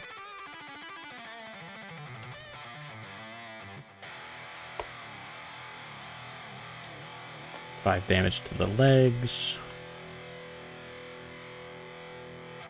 We'll dodge. Badass. Alright, we're rolling better already. And we'll Jalmont to the ground.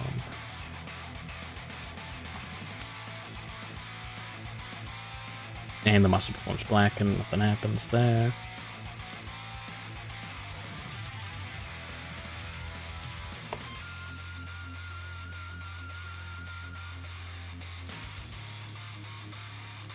Oh yeah, I could just do this.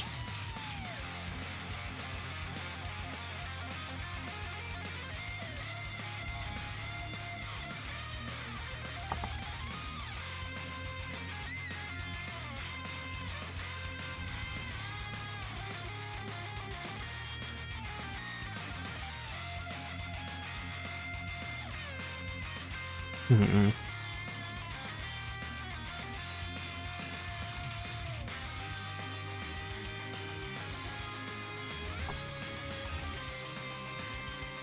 There we go. Oh wait, I need to grab this real quick.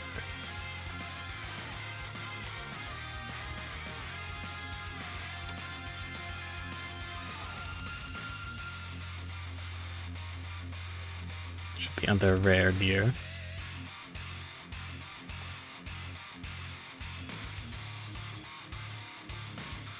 There we go. Someone else needs to take this.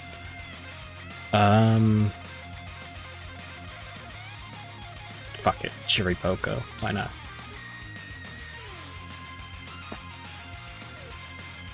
Nah. What could possibly go wrong?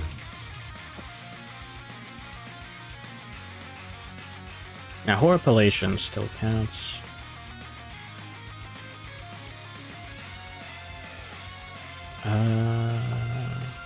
This round or last round? Yeah. Fuck if I know. I think Lilith Gelmont still has the dice.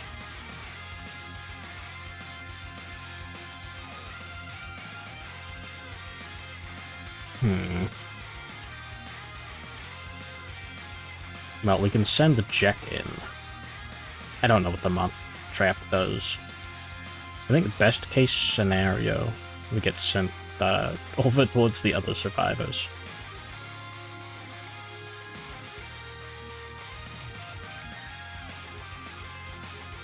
Three, 6, dash.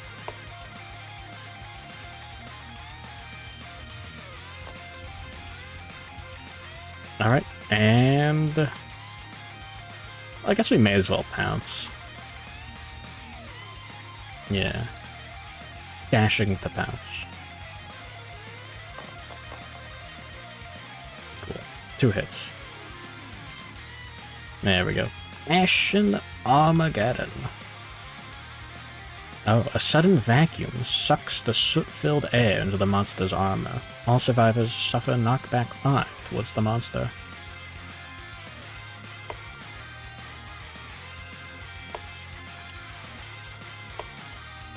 And then attack all adjacent survivors. We could have blocked for this. Well, here's hoping Jack doesn't die. That's, it's got 3 evasion. 5 plus the hit. Oh my god, that's only 1 hit. What the fuck? He's crack? This is during Jack's attack, so he can't block or anything. Dodge. Alright, 5 to the waist. We're good. Use Jack's ultimate. Use Jack Beam. Jack. Oh, you know what? I should have surged to attack. Well, we're gonna want to surge to... Anyways, we dashed. Spend the survival for that. Now it's Jack's turn.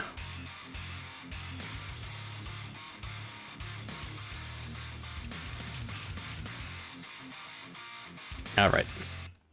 Rawhide Headband, Belt, Smashing, Scorching Charge. We didn't deflect the hit with Lilith. Could be anything in there.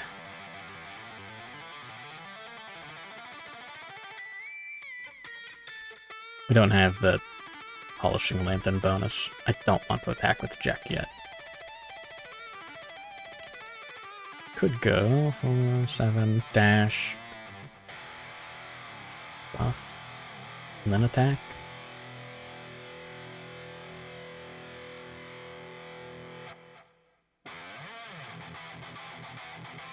I'm not gonna be able to synchronize strike.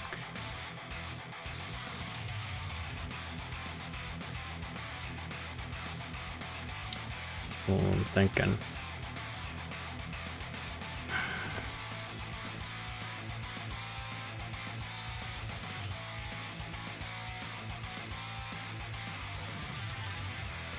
Five, 1, 2, 3, 4. We can attack with Chiripoko.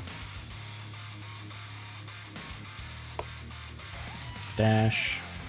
Go here. We don't want to be adjacent to the monster. 6. Set bonus. Nice. Go up to 8 survival. And just 2 speed hitting on 4 plus. I really expected 2 misses. Nice, we didn't surge. We do have King Step on Jack. On a wound. If adjacent. Cool. Could cancel the attack if we crit. This one's free. 9. I don't know if that's enough. We do have... Yeah, we used Lilith to put that on. So get 10, 12, 15 strength. Plus 9 is 24. That's just a failure. Fuming Solar Ray. Or whatever. 16 plus 12. That's enough. We'll move the monster towards the attacker. Oh, if adjacent. 5, 10. No crit. Sad. 11 cards left in the deck. Jesus Christ. This is not good. We can surge. Go down to 7. I want to look at the top 2 AI cards. Shuddering Smack.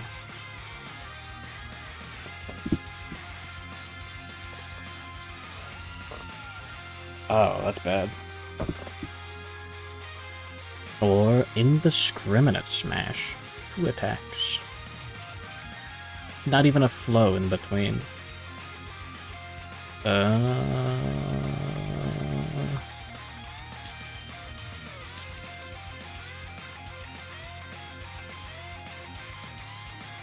Hmm.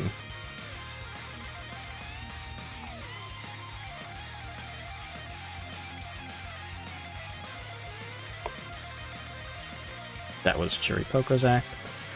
I think we attack with Lilith Gelmont now. 4, 3, dash, go here.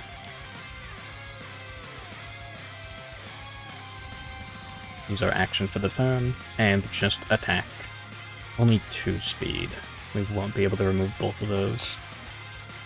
That is only 1 hit.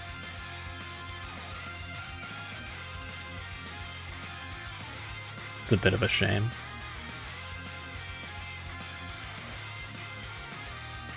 Cool, Jimming counter. Not a surge. We're good. 14, 9, 23, 24, 26. Yeah, more than enough. But there goes that. There we go. Closest threat. And then a random threat. Or same target, otherwise. Oh shit.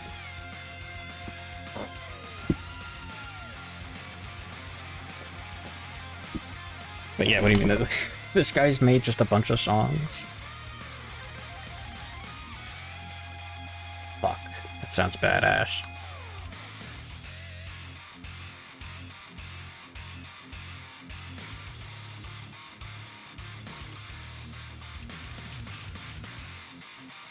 Oh yeah, that monster full move to get Chiripoko. That's why he's there. Some kind of song maker guy. Who's a thong maker in the...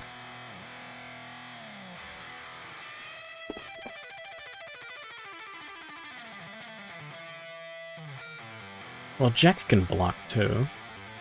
And we're already deflecting too. Alright, Surge with Jack the block. We should have rolled an extra attack with Lilith.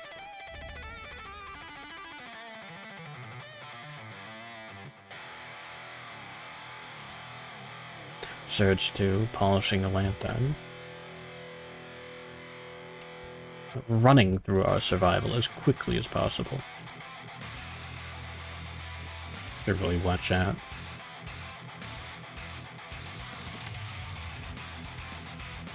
Oh, the monster draws indiscriminate smash. I ejects blocking. Also threaten field of view in range. Yoink.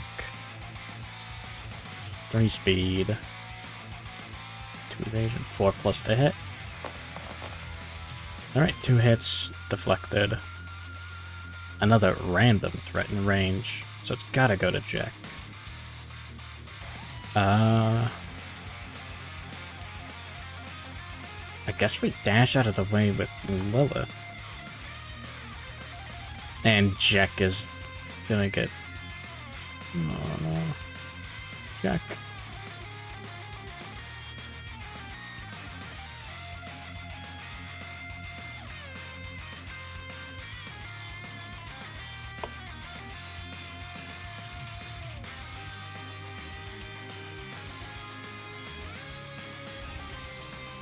Down to 1 survival. We gotta eat those acanthuses.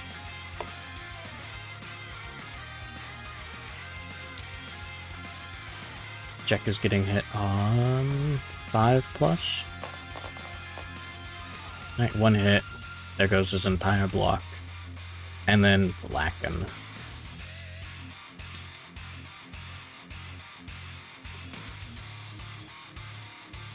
Yeah. Alright, 3 hits. Head, legs, and legs. Head for 5, knocked down. Legs for 5, and we can spend a survival to dodge a hit.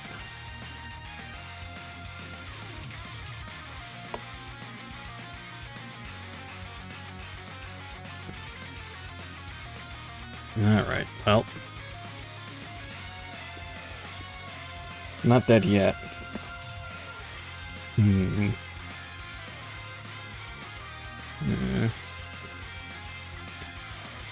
Fuck. 10 cards. We have done less than half of his health and damage. Lilith Jalmont does not have heroic. Oh yeah. Death dies on the dead body.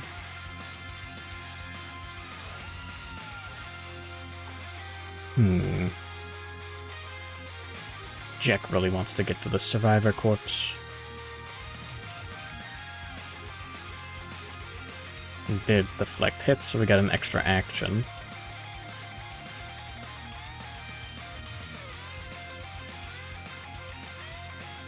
Yeah, we did rebuff. Now we use the extra action to that, and then move and attack from the blind spot?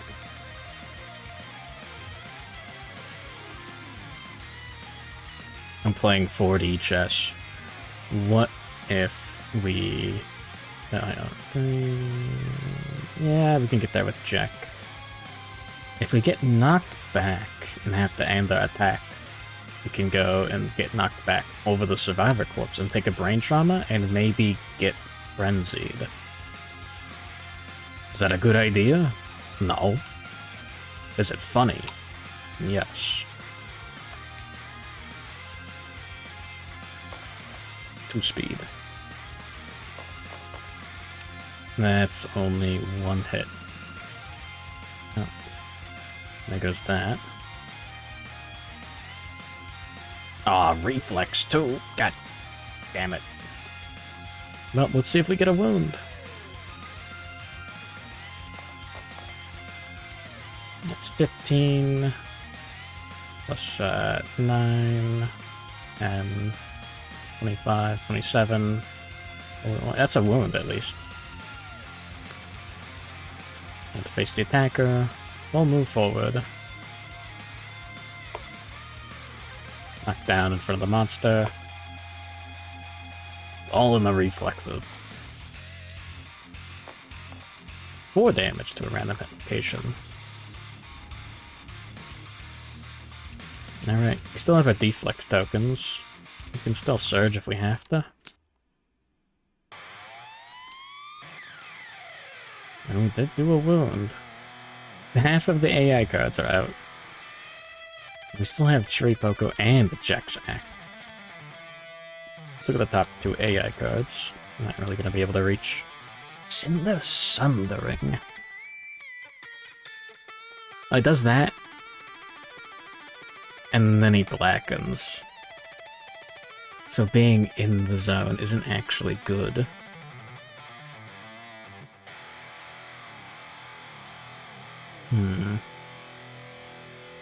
Oh, just Metal Gear at all. Metal Gear. Have I watched Big Trouble in Little China? I actually haven't. Combust, closest threat in the field of view and range. We could make that Chiripoko, but that's a little dangerous.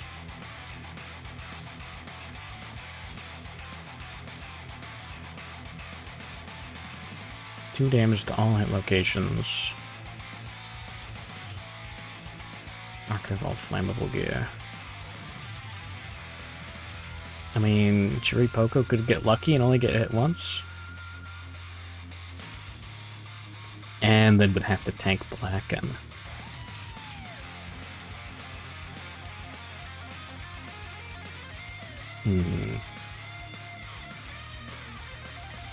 Well, if Jalmont could tank it. Then we have to get Chiripoko out of the range of that. What if Jack's Act? I think we could just move closer.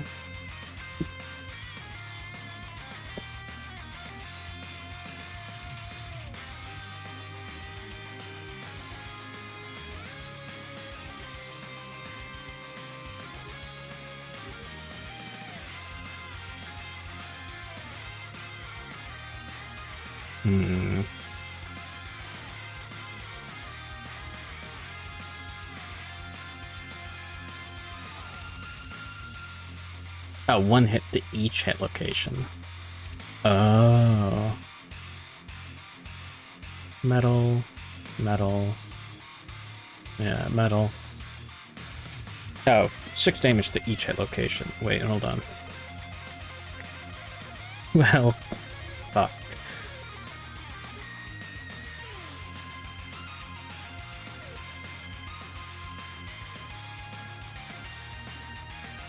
They're just gonna have to eat a entire Blacken for breakfast. Chiripoko, go. 5 spaces. Dash. 2, 3, 4, 5.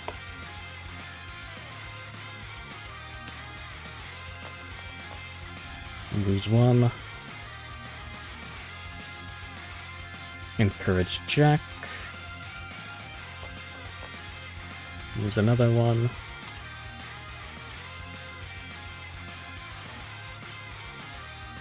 Jack can go. 5, 6. I mean, we could activate the Acanthus plant. Gain 1 survival, gain a fresh Acanthus maybe. We want to do that with a Lilith Gelmont. Get really greedy.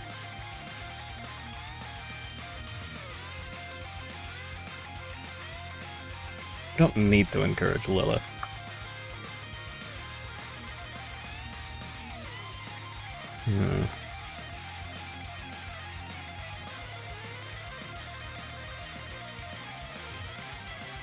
We're gonna do that after the monster attacks. No, we do to another the closest threat in range. Oh man, I'd love to encourage with Chiripoko twice. Well, that sucks. I don't know why I rolled for that. We don't have Rawhide set on Jack. I guess technically we could wait till the monster attack. I don't care.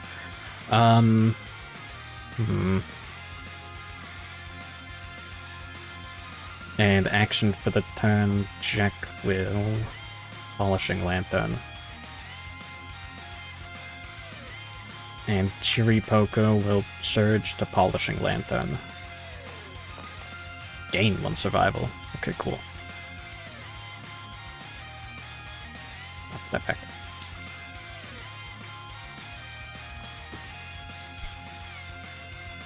Alright. And then go to the monster's turn.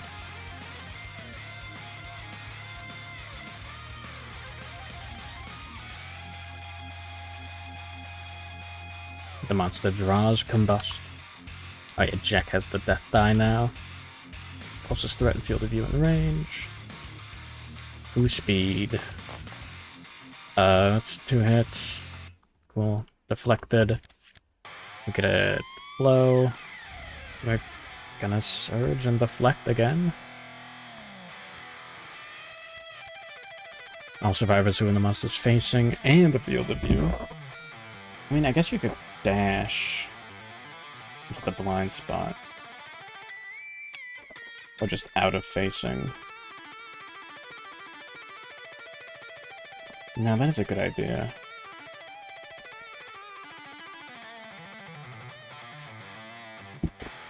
Out of field of view, out of blind spot. Sorry, out of facing. 1, 2, 3, 4, 5, 6, 7. Cool. We're out of black and out of facing, so we don't take any damage from that. I'm not deflecting anymore. No one is in range of that. And then blacken, no one's in range of that. And now it's the survivor's turn again. Holy fuck. I'm gonna go to the bathroom. Sorry, I hit the button too quickly. I'm gonna go to the bathroom real quick, and I'm gonna get some more water. I'm going insane.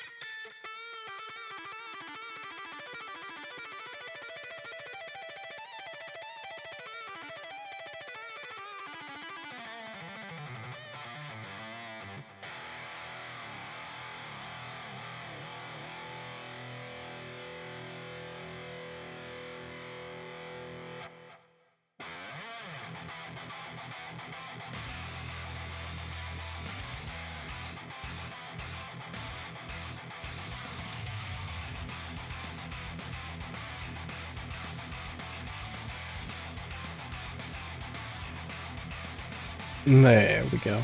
We're so back. I grabbed a cookie from the kitchen, though. Alright, how do we not lose this?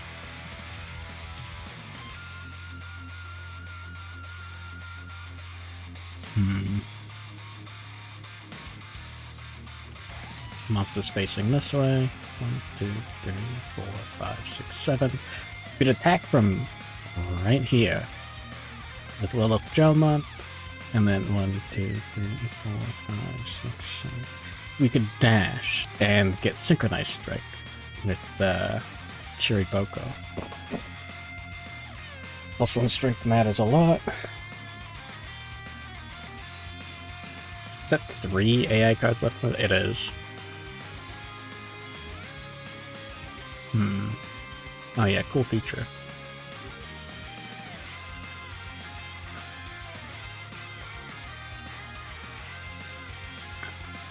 Does Final Fantasy music get got? I think so, yeah. More often than you'd want.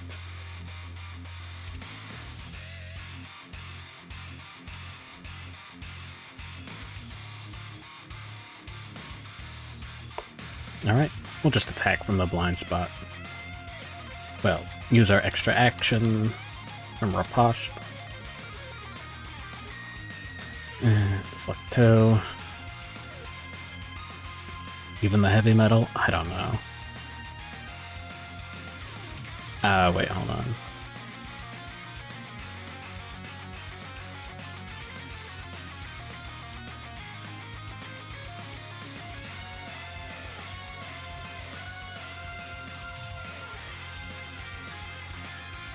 I think we just deflect and the polishing lantern.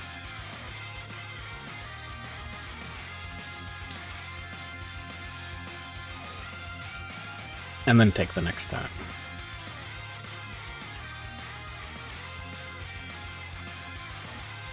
One, 2, 3, 4, 5, 6 pounce. No, we go with the check. Dash.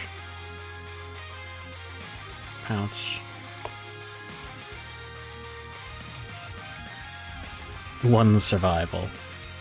All he needs.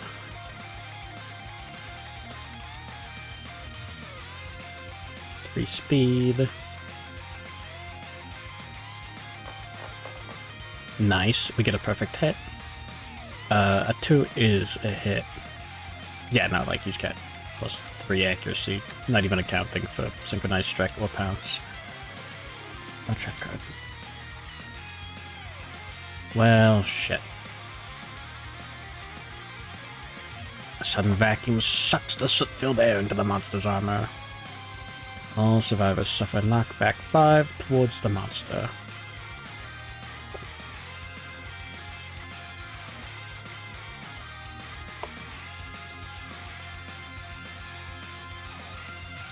No, we'll go for Jack first. 5 plus to hit. That's... oh man. That's 4 hits for 5 damage each. Alright. Head, legs, body.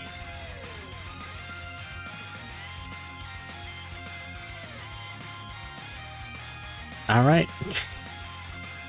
That's 4 severe injuries. Luckily, Jack is part worm.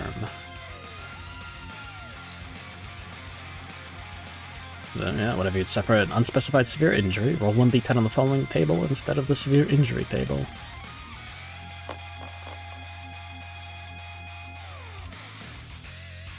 Five. 2 bleed tokens. Okay, Jack's dead. Fuck.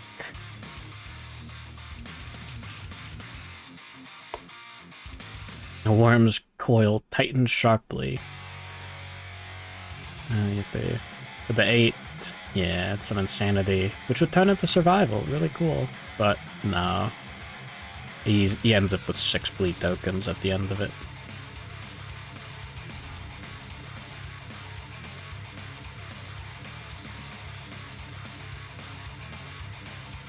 Check descending into hell.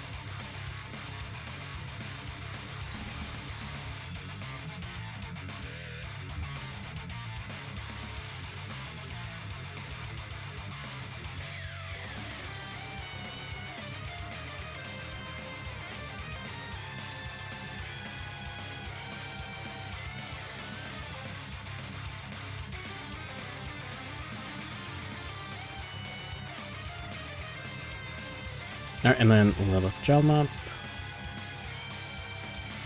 5 speed. 2 plus to hit. 4 plus to hit.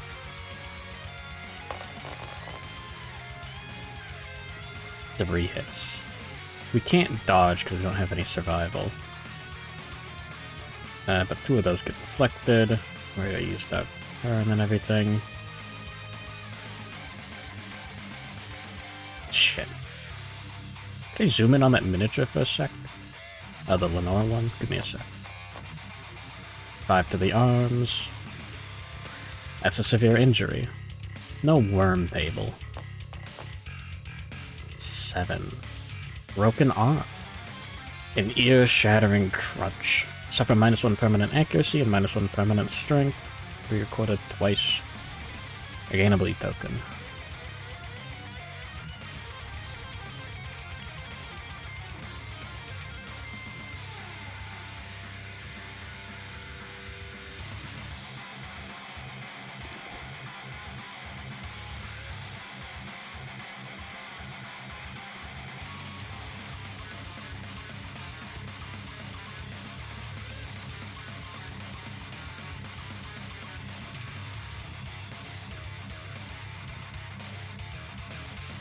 There we go. Woman spotted.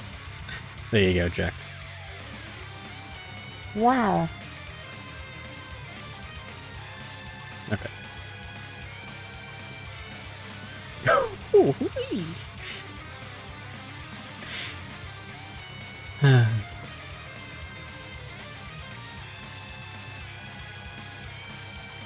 Oh yeah, Cherry Poker suffered knockback towards the monster.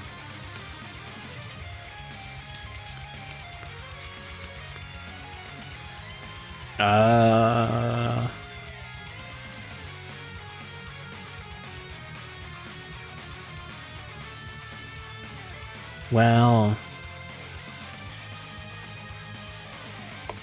let's do this. Oxidized Lantern Glaive. Cool. 4 plus to hit. Reroll misses once. Synchronized Strike. Cool, we got a perfect hit. And we're going to add an attack roll. Okay, cool. So 3 hits. No trap card. Super dense. And a parry. On a wound, knockback 10. On a failure, damage to the arms. Parry. Fuck that. Alright. Fuming Mailed Fist.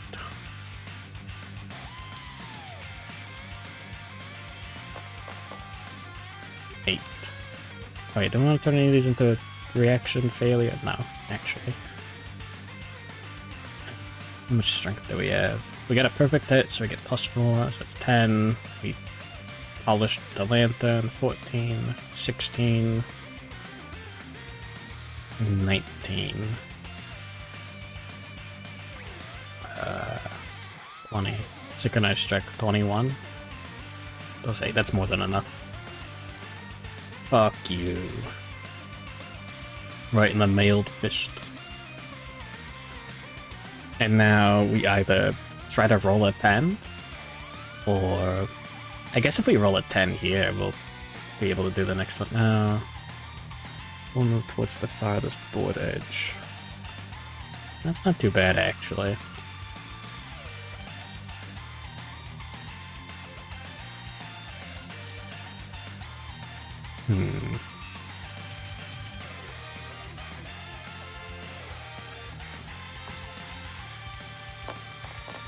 I thought that was a 10 for a second. We wound the monster yet again. will move the monster towards the attacker. Yoink. Adjacent, the monster hurls the attacker in disgust. So if I knock back 10 away from the monster. And this one gets cancelled. Alright, and then we can surge. And that's enough. We gain 1 survival. Good morning, Policus. Welcome to the final showdown.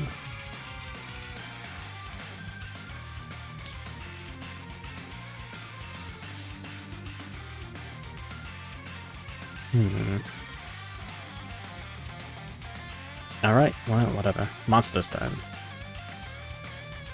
Glowing charge. Farthest threat. In field of view. Not Lilith Gelmont. In range. Nope. Random survivor in range. Lilith Gelmont. Well, shit. The monster radiates with intense heat. Its white-hot maw blazes through the muffled hush of the ash-choked air. No survival on Lilith. No deflect. 5 speed. 6+ to hit. 7 well... 8+ to hit after modifiers. I did totally forget about Lion Slayer cape once or twice. Well... That's 2 hits anyways. Cool. 7 damage to the body and legs. Well, I mean, it's 6 damage after modifier. That's a severe.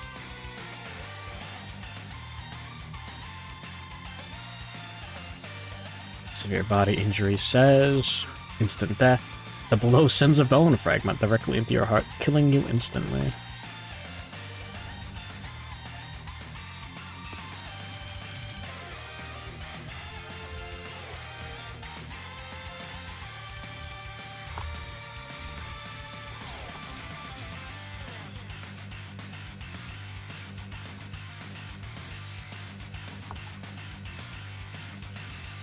Yippee. None of the bookkeeping matters at this point.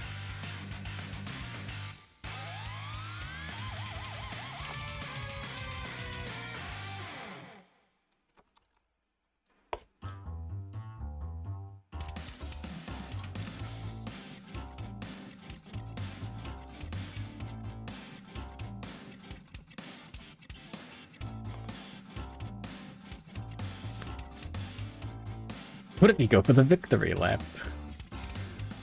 This is the victory lap, what do you mean?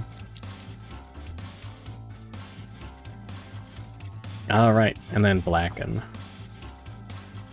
Alright, survivor's turn. A Cherry Poker does have honorable, so we can't attack from a blind spot. I guess we just go... 5 spaces, dash... here?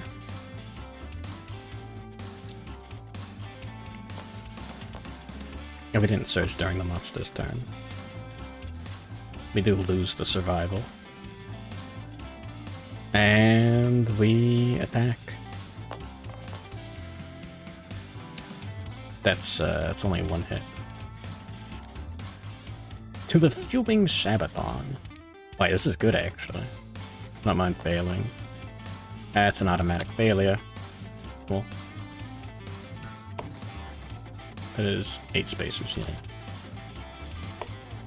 That time to face the attacker. Full move forward. Everyone, yeah.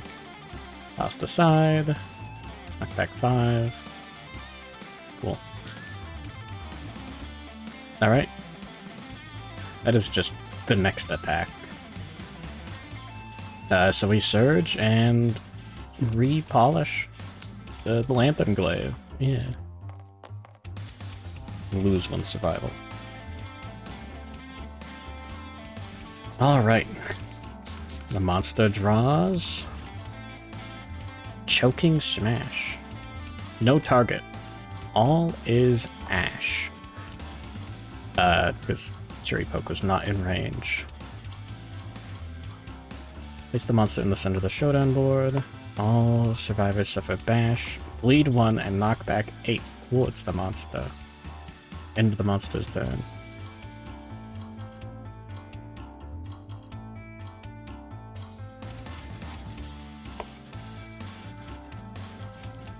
Oh, Bash is really bad.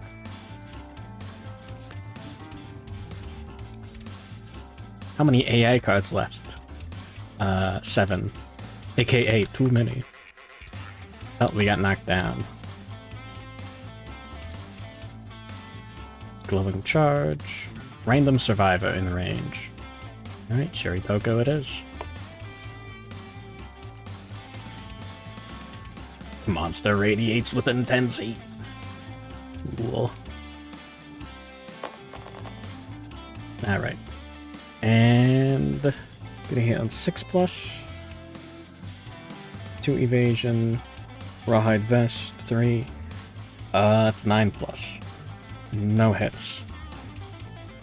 You won't finish before 4 AM. What do you mean, Jimmy? We're gonna die in like one more turn.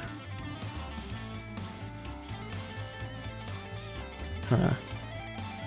Just a funny baby Pichu art. It's awesome.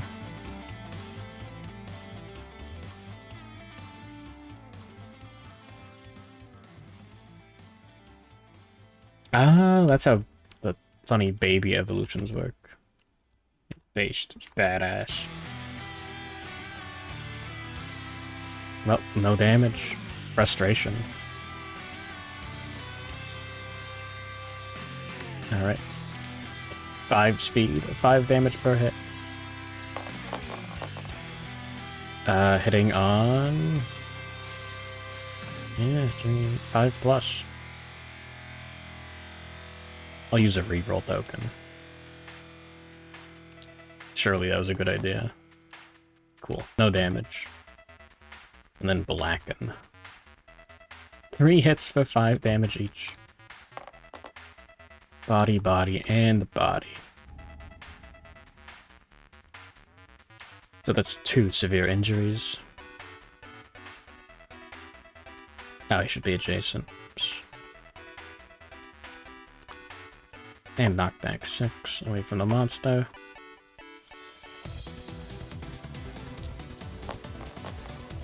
10, bowled over, knocked down, nothing else. 7, ruptured spleen. Vicious body blow, skip the next hunt, gain 2 bleed tokens. I didn't think it'd come down to bleed tokens, honestly. I don't know why. Well, then we get back up. Nothing to do but attack the monster. Or maybe eat an acanthus plant.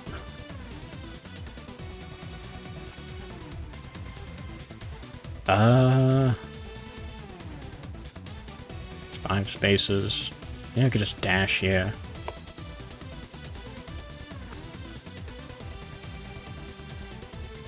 What can we get out of an acanthus card?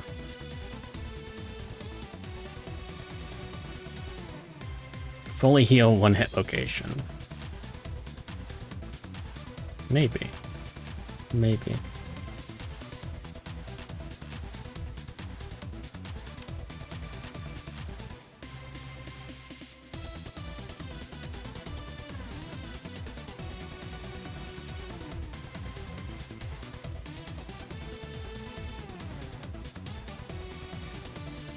Not yet.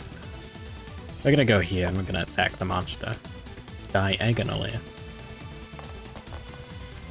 2 hits. Okay, it's fucking over. 5 speed, hitting on 5+.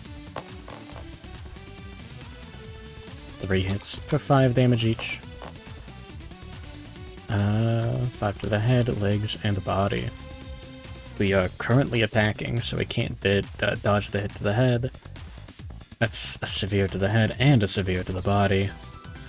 It gives us intracranial hemorrhage. No longer use or gain any survival. Awesome. Well, the body gives us instant death.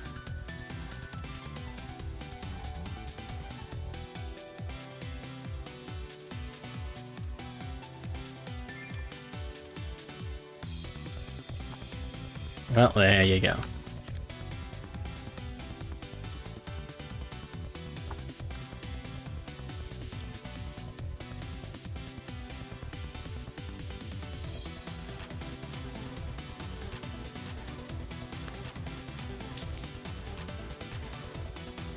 pretty cool, huh? And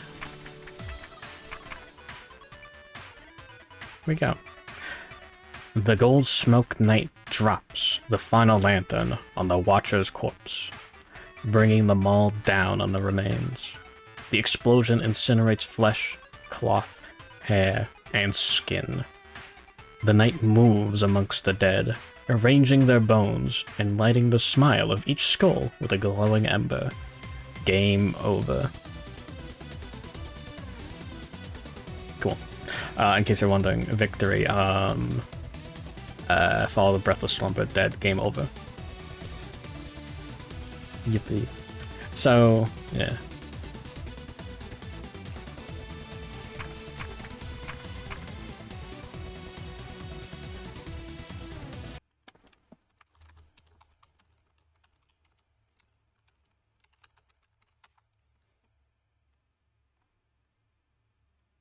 What's that song?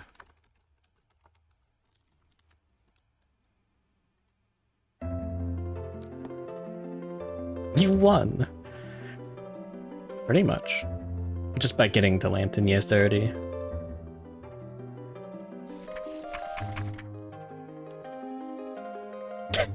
Perfect song for this.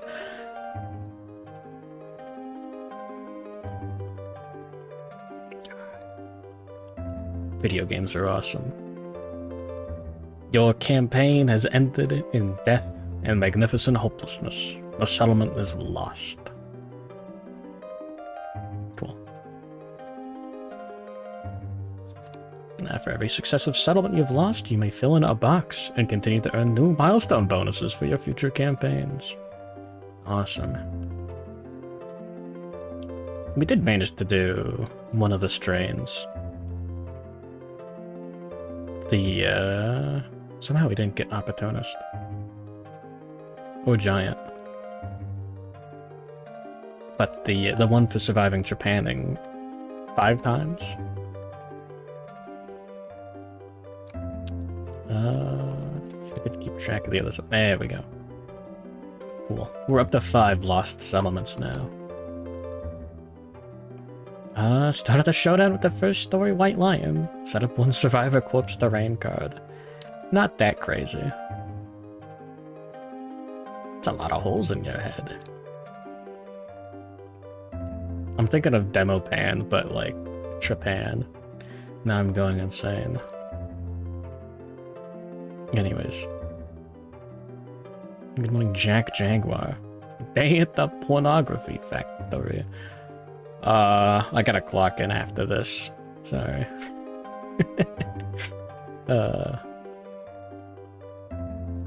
Anyways, I don't really care about skipping the first... Like, these results are worse than just fighting the lion. It's not as fun.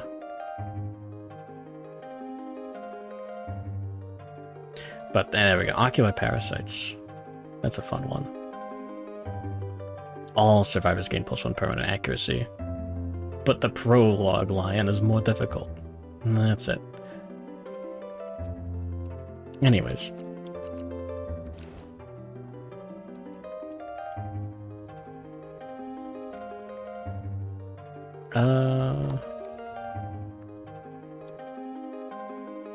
There's a few things that we can do. Not today, but before the next campaign. I mean, I guess that... I don't have the Kalenium Butcher... I don't think I have it purchased, actually. I gotta do that. But, we got the Black Knight Squires campaign. That's only 5 Lantern years. If I really wanted to, I could do that, like, during the week. It is a little something. The Mountain Lion's like a really fucked up fight. But yeah, it's a full 5 Lantern year campaign. We have set characters. There's mechanics. There's fun bits. You get to fight the Black Knight twice. It's a good bit. Anyways. Oh yeah, red preference definitely comes into play. It's funny. But, yeah. For the next real campaign, I want to see if I can... Well, the Gambler's Chest might come out before it ends. I don't know. I want to see if I can get the Bullfrog Dog armor. I don't have the Frog Dog expansion purchased either. But he's awesome. But there's some fun mechanics there. You have to use a funny item. Just wait till Gambler's Chest. That could be like a full year from now. Who knows? Besides, I like playing Kingdom Death Monster. It's a good way to keep the time. How big is the Gambler's Chest? I'm thinking of like big boobs. Anyways, it's got massive pectorals from holding a giant ball of people. It's awesome. But like, actually, to answer the question that you probably weren't asking, it's a lot of content. It's a full campaign with more complicated survivors. And let's see. It's got a different node 1, 2, 4. Still got the Butcher, still got the Phoenix. Different node 2 Nemesis. Node 3 Nemesis. Well, no, it's still the Hand. Different core monster. Different finale. There's like 6 different monsters. So that's cool. Anyways, yeah, I might paint the models during the break, I don't know. Honestly, it could release next Monday. Who knows? But yeah, no, there's a lot of stuff going on in Gambler's Chest. And the monsters are good. Like Crimson Croc, he's awesome. Smog Singers, those are fun. The King, I haven't gotten that far in a campaign yet. I haven't had the time. I've wiped just before the Atlas fight, so I haven't fought him either. Anyways. Yeah, no, that's like a full, like, almost entirely fresh campaign. But for the next campaign, if Gambler's Chest doesn't come back out by the time I'm back to the world of the living.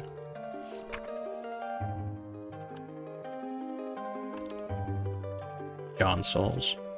The gimmick with the Bullfrog Dog set is that it requires copper. And the only way to consistently get copper, there's like a terrain card, but there's also the noodling of death. You gotta use like a lantern lure stuff.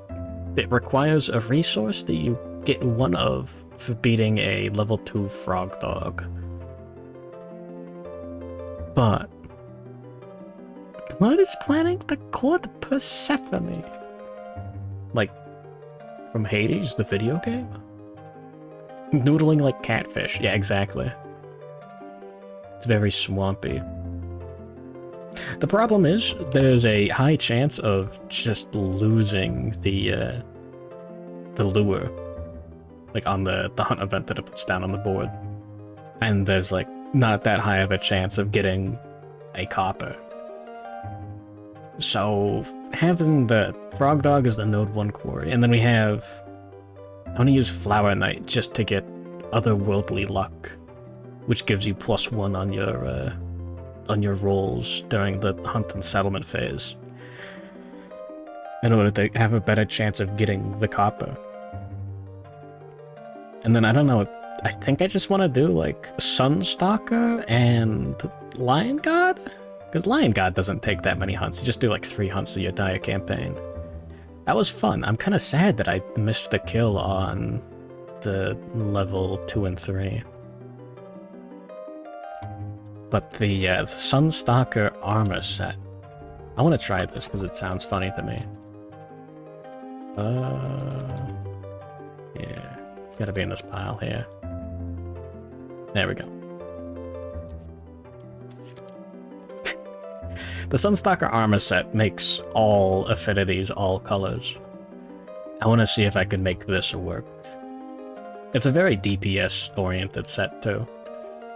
So then we just get, like, +8 strength or something. I mean, like, +6. Throw in a finesse weapon and polishing lantern, and, like, that could be fun. Just get a massive amount of strength. The problem is, this is the reward for the level 3 Lion God, which is, like... I mean, the Sunstalker, the Cycloid armor set should be really good for just fighting a Lion God. I think. Oh yeah! There are actual node rules on Kingdom Death, like the website now.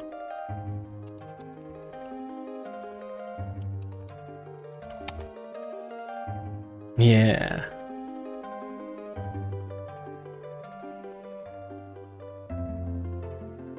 There we go. There's one guy popping off about this, and it's me.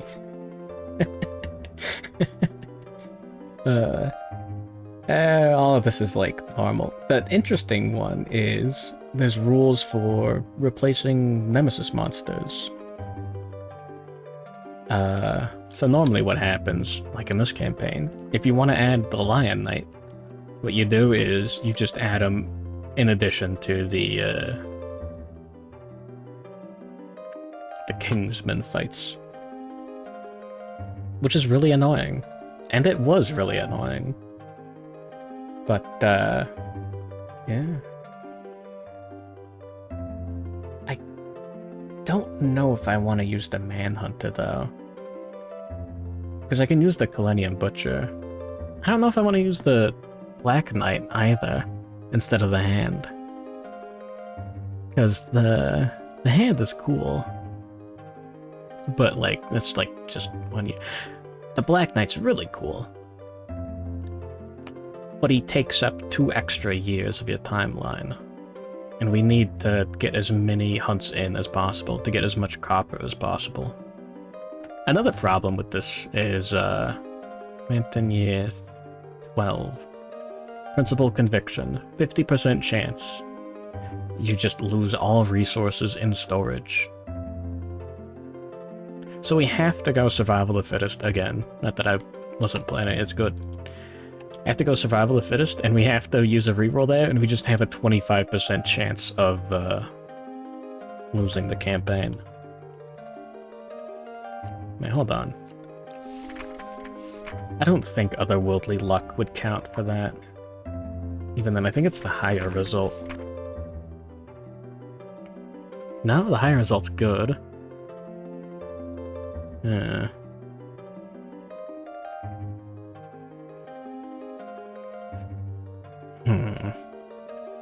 That sucks.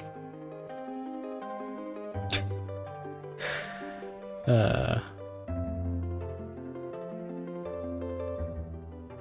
don't think that counts as a survivor rolling on that table.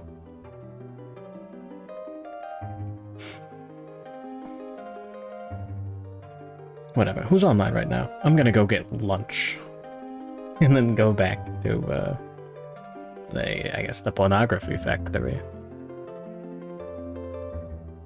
Overall, yeah, cool campaign. Good morning, Ratty. Good night, Ratty. You lost your Don't Starve world the other day to the final boss. Be stronger next time. Wait, Don't Starve Together is like permadeath? What the fuck? Anyways, I'm a little sad I didn't get to make a full armor set from... We didn't even use the hybrid sets from the Lion Knight. I almost forgot, the whole point of this campaign is I wanted to try out the White Lion armor and, like, try to make it good. Yeah, maybe. If you don't res in time, the world gets deleted. What the fuck? It's insane.